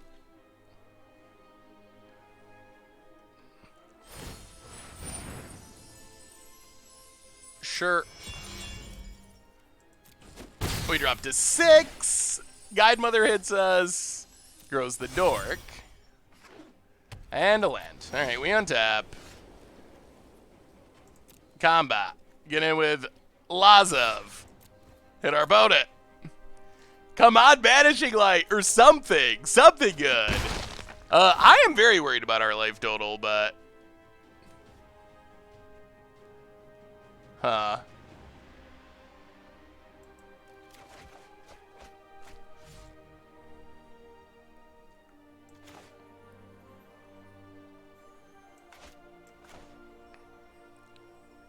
Let's play Temeret Calls to Dead.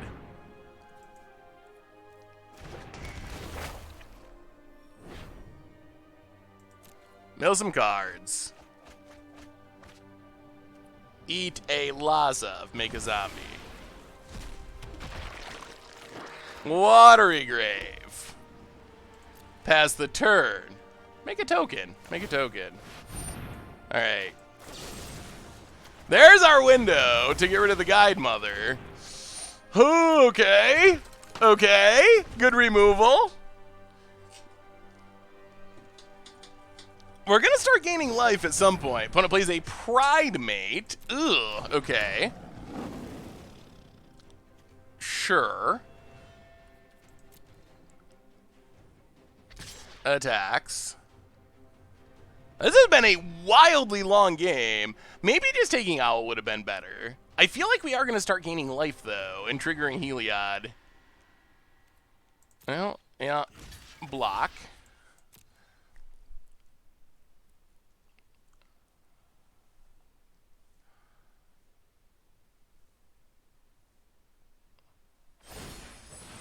Lifelink. Trades. Grows. Oh, okay. Sure. We untap. We draw a swamp. Exile a Thief of Sanity. Make a zombie. Go to combat. Hit our opponent. The protection is something that could get us if we're not careful. Get in. Steal something. Spoon Saga, welcome to the Fishbowl. Thank you so much for your subscription. Big soups here for our new subscriber. Grows. Growing. Alright, we're going to do the reverse Reno here, I think. Play the Swamp.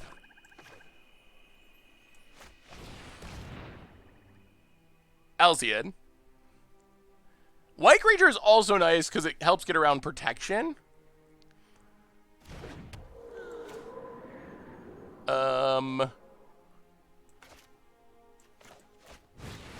a Johnny. Until we achieve peace, Murderous we must fight for Rider. a better tomorrow. And gain some life. I sense the good. All right, we're playing our opponent's deck now. Did you tweet while I was streaming? No. I tweeted like that we were starting streaming, but I haven't tweeted since we've been streaming. Are we gonna win this? This has been a really weird, wild match. Opponent attacks. We will block.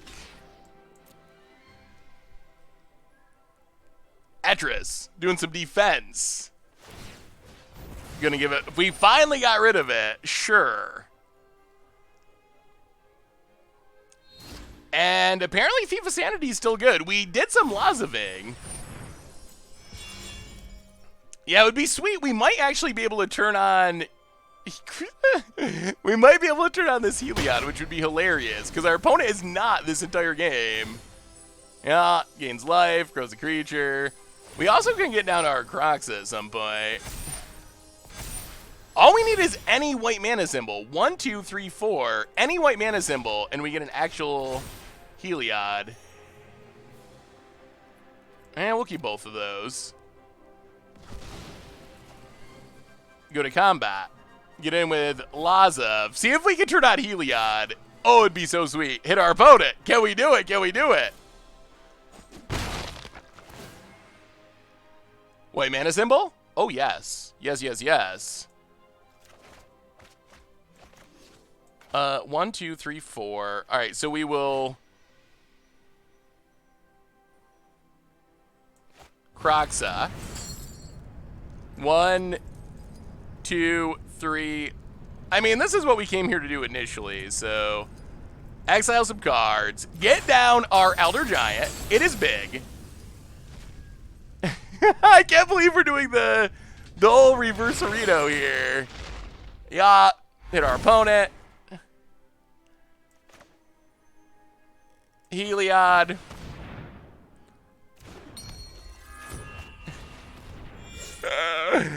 Animate Heliod. Gain some life.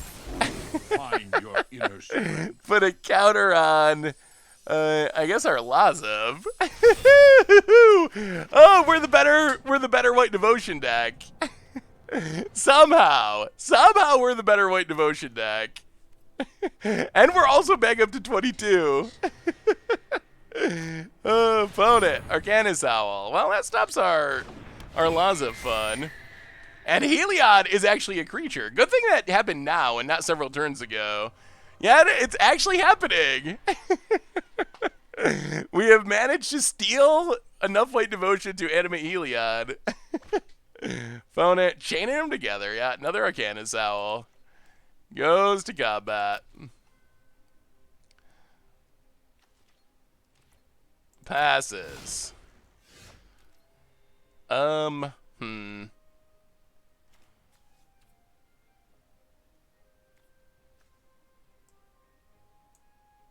let's gain some life. Friendship feeds the Counter on Lazav. Go to combat. Get in. See if our opponent gives us more freebies. If he attacks the owl into your Lazav, you can block and then make a different creature that's big enough to kill it. I mean, just pumping seems to work here too, I think. Life links, sure.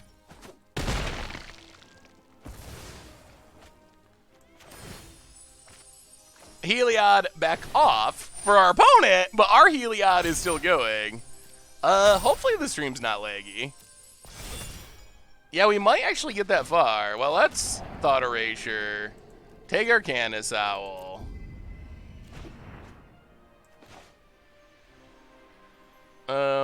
Pass the turn. Oh, opponent. Healer's Hawk. Sure.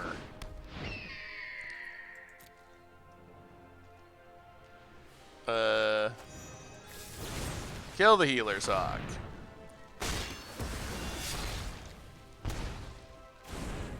Our opponent's got some good cards. If maybe our deck should splash white. We draw the Ashiok, untap. Gain some life. Find your inner strength. Counter on Lazov. Get in. Attack, attack. Hit our opponent. Kroxa, doing things. We're close. We're one life short. I guess we'd be able to do it next turn if we wanted to by chump attacking. Opponent takes it. Down to 16. All planes. Well, Ashiok.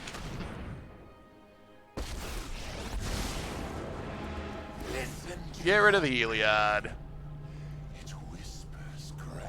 And this is where Ashiok's insane, and the comeback! The better white devotion deck, even though we're playing all Grixis cards. That was a long, weird game.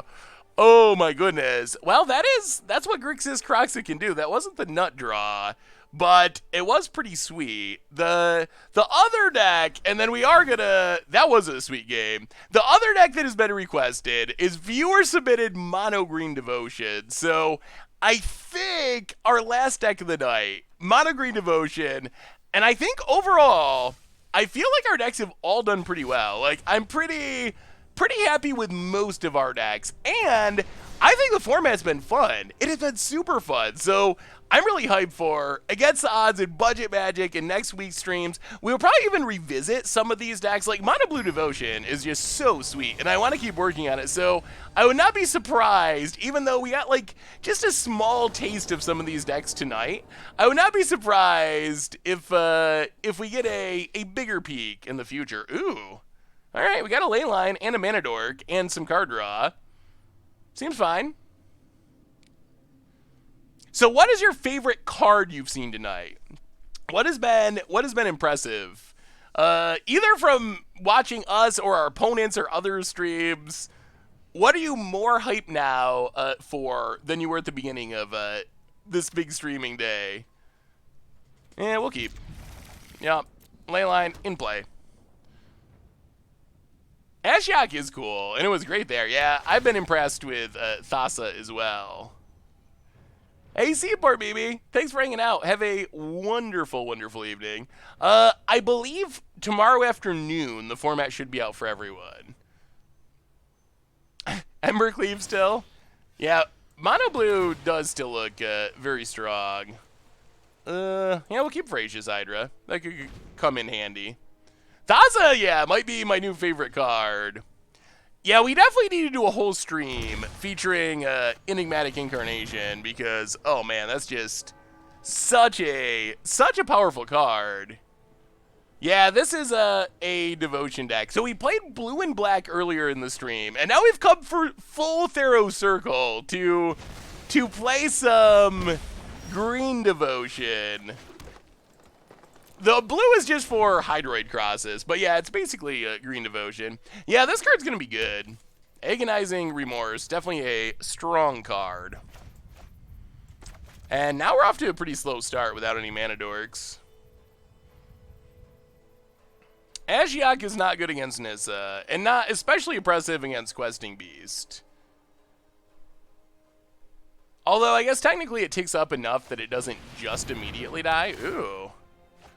Oh, this is probably it's got to be a Doom Foretold deck, I assume. Ugh. Jeez, alright, pass the turn, I guess. Ugh, the slowest of starts. Planes.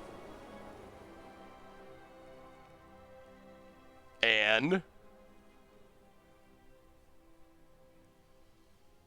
maybe our opponent... Oh my god, another Agonizing Remorse. I don't think you can play Agonizing Remorse without being able to kill it, honestly. I'll play the Nyx Lotus. We do have a couple of finales, yeah. I think 2 finales in here.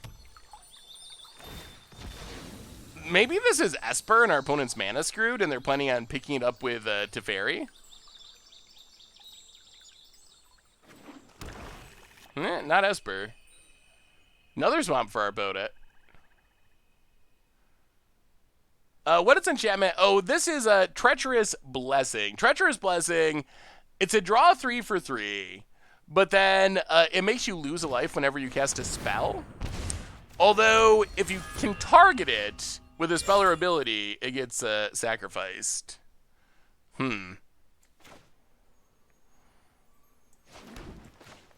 Well, 1, 2, 3, 4, 5. Nissa. Power surges through these lands. Untap a land. The land fights for us. Go attacking.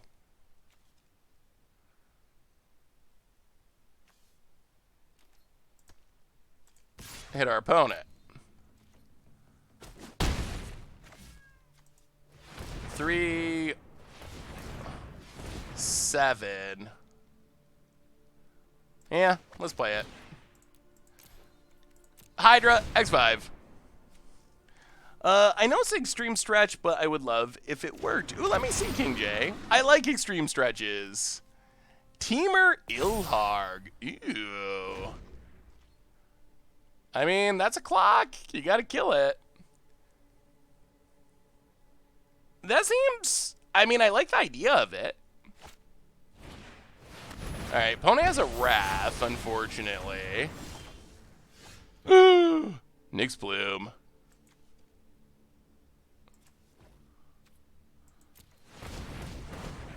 What is this? Does this allow us to win? 1, 2, 3, 4, 5, 6, 7, 8. Nyx Bloom. Untap a land.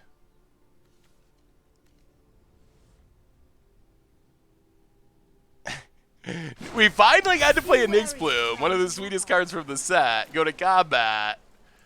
Attack you.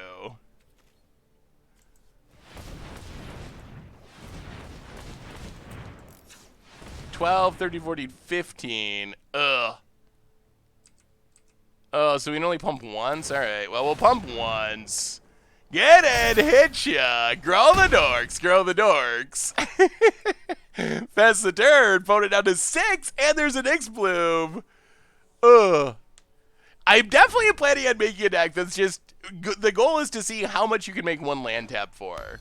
If you want to take the Nyx Bloom Ancient Challenge, send me your screenshot of how much a single land is tapping for with the help of Nyx Bloom Ancient. Because if you can like copy it and stack it up, it can get pretty crazy. All right, what do you got, opponent? It's got to be good. It's got to be very good. And our opponent, I mean, this is why I don't think you can play Treacherous Blessing like that. Well, tap.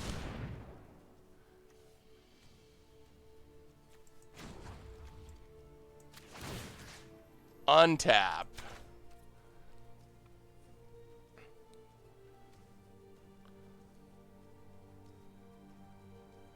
There's no Settle the Wreckage. Harness the elements.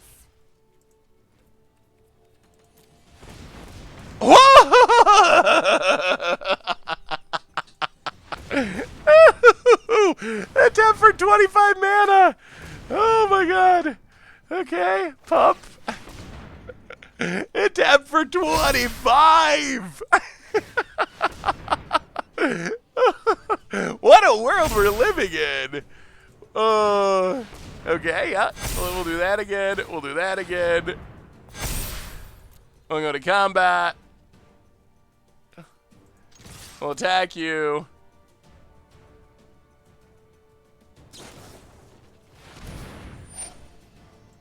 Sure. Omen of the Sun. Yeah, yeah, yeah.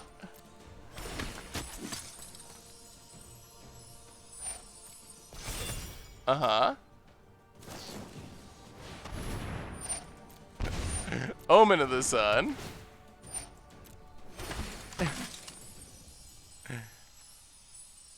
Uh-huh. Okay. Yeah. Opponent blocks. And blocks. And blocks. Well, opponent survived another turn.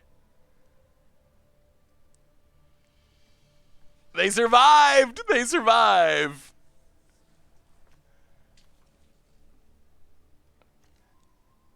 I mean, it seems like it should tap for 21, right? Oh, I guess maybe... So I think what I did is...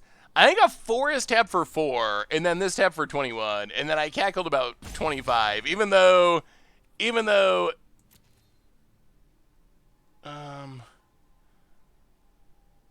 we...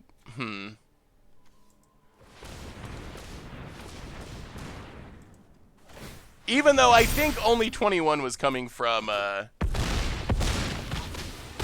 Nyx Lotus itself. Opponent goes to 1. That means he can't cast a spell! They can't cast a spell! We locked him! That's why you don't play this fairly! Opponent's locked!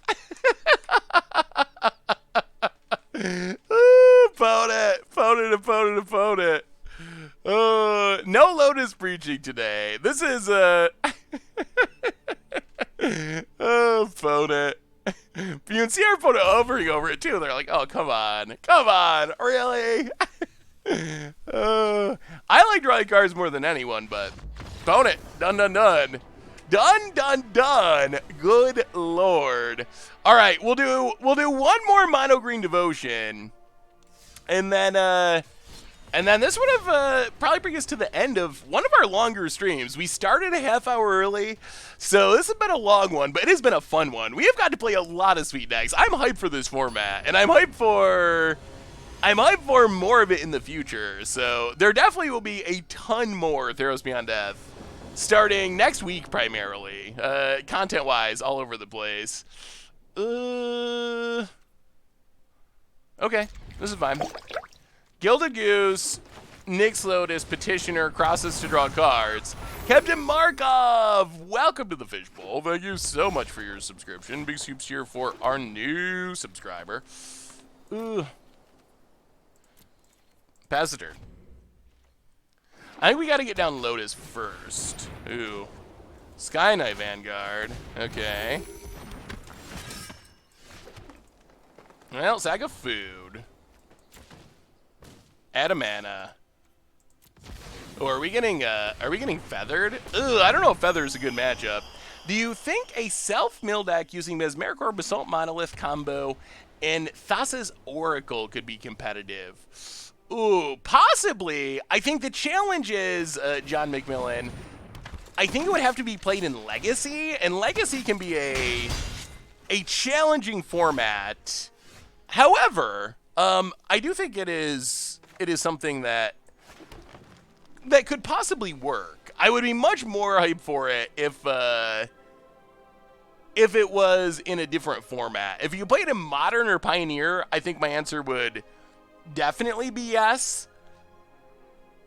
In Legacy, I don't know. That's a tougher one. Let's play Nissa.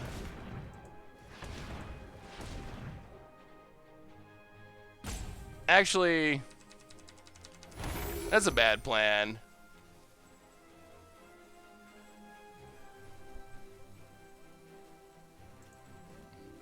Yeah, let's just do it this way. Nissa.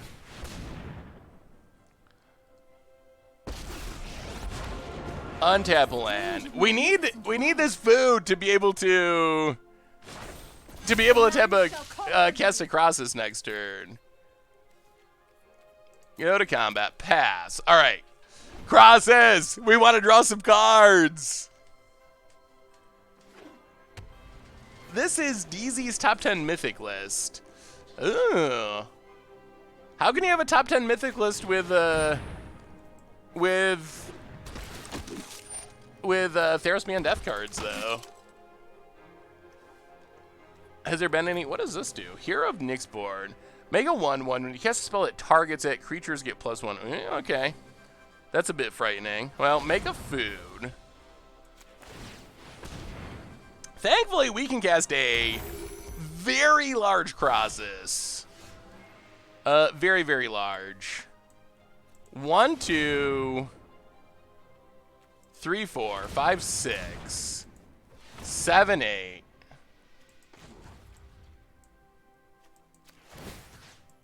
Untap. Behold, nature's true power. 8, 9, 10. Sack for blue. 11. Let's 1, 2. Let's go 8. Let's go Crosses for 8. Auto pay. Save a little mana in case we draw something relevant. Thank you for the cheer, by the way.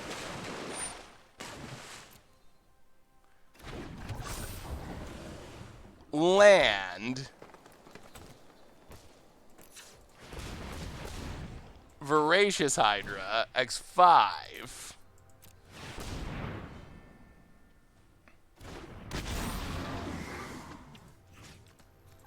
Fight that thing. Or attempt to. Well, alright, there's the gods willing. Well, we'll see. Next turn we get to gain a bunch of life. Is there a next turn? That is the concern. There might not be. It's possible there's not. Oh, these petitioners are going to gain us a lot of life if we live. Do we live? Do we live? I think my favorite deck... Oh, that's a tough question. It might be mono blue. It might be mono blue. We've played... every devotion, yeah, we got to steal our opponent's mono white devotion. We didn't actually build mono white, but we stole it from our opponent. Boat it. Alright. Full attack makes the dork. Now we'll see what happens. Block you and block you. Are we dead somehow?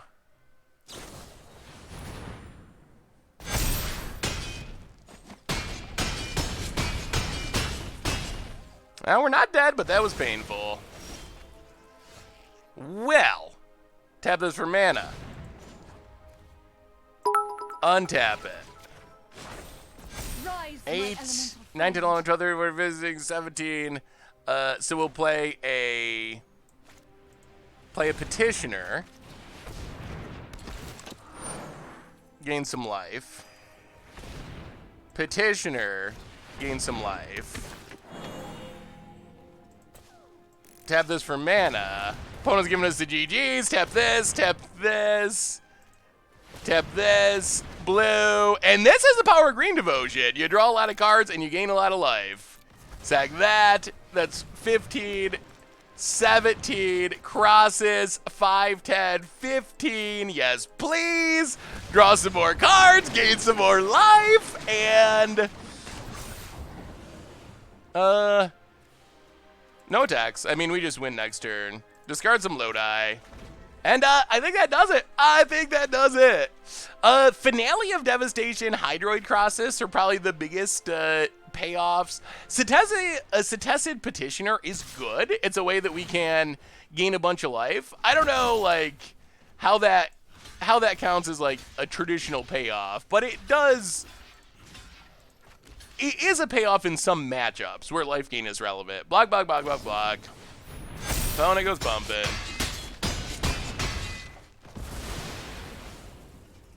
And I think we just need to attack, and this game's over. Opponent scoops it up. Whoo! All right, all right, all right, all right.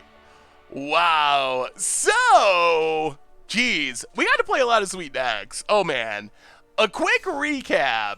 Now that we've reached the end for tonight, we played Mono Blue Devotion. Not sure the perfect build. Probably my favorite deck that we played tonight. Mono Blue Devotion is super sweet. We played some Sneak and Show. Sneak and Show, rough around the edges. It needs more tuning and more consistency. But we did have the like turn 5 double dragon attack you kill you. Banned Sagas kind of surprised me. Viewers submitted deck. It was really spicy. It really grinds for value. Grixis Krasa only got one game, but that game went well. We managed to steal our opponent's mono white devotion stuff. Mono green devotion, you saw it. Thassia Monicon, obviously, it's got Yarok, Ithatsa, it's sweet. And Mono Black Devotion, I think, was the deck we posted the best record. So, on that note, I believe that brings us to the end for tonight. Yes, Nyx Lotus busted, Thassa underrated. Those are my two biggest takeaways from today. On that note, though, I think that brings us to the end. We will be back tomorrow night. I think we're doing a pre-release seal to get ready for pre-release. And then next week, we'll be hitting up standard, new decks, maybe like tuning Mono Blue Devotion, all this stuff. We're going to be playing lots of standards starting next week. So quick reminders on the way out the door. With the biggest reminder being, you guys are awesome. And girls and whoever you are, thank you so much for hanging out, being awesome, having just an awesome night tonight, checking out the preview stream. It was amazing. I really appreciate it. So reminders, replay YouTube. Great way to check out the old streams. If you missed any of the decks, they are all on this doc. You can copy them and use them and grind them, whatever you want to do with them. Normal YouTube, there's an Against Odds coming up tonight. There's a bunch of top 10 videos coming out shortly for Theros Beyond Us, so keep an eye out for all of that. And one more reminder that our sponsor tonight is the awesome Card Kingdom. And if you need some Magic cards, maybe from Theros Beyond Death, you got to pre-order them. They got you covered. Older cards, they got you covered. They'll give you a free sticker with your pre-orders, and you can still grab the MTG Goldfish sticker if you mention you want one in the order notes. So thank you so much to them as well. On that note, everyone, you're amazing. Theros Beyond Death is amazing. Thanks again to Wizards for inviting us. I'll see you tomorrow night, 21-ish hours from now, a little less than that, for some more sweet pre-release action. So until then, have a wonderful Wednesday evening. I'll see you tomorrow, and yeah, I'll talk to you soon.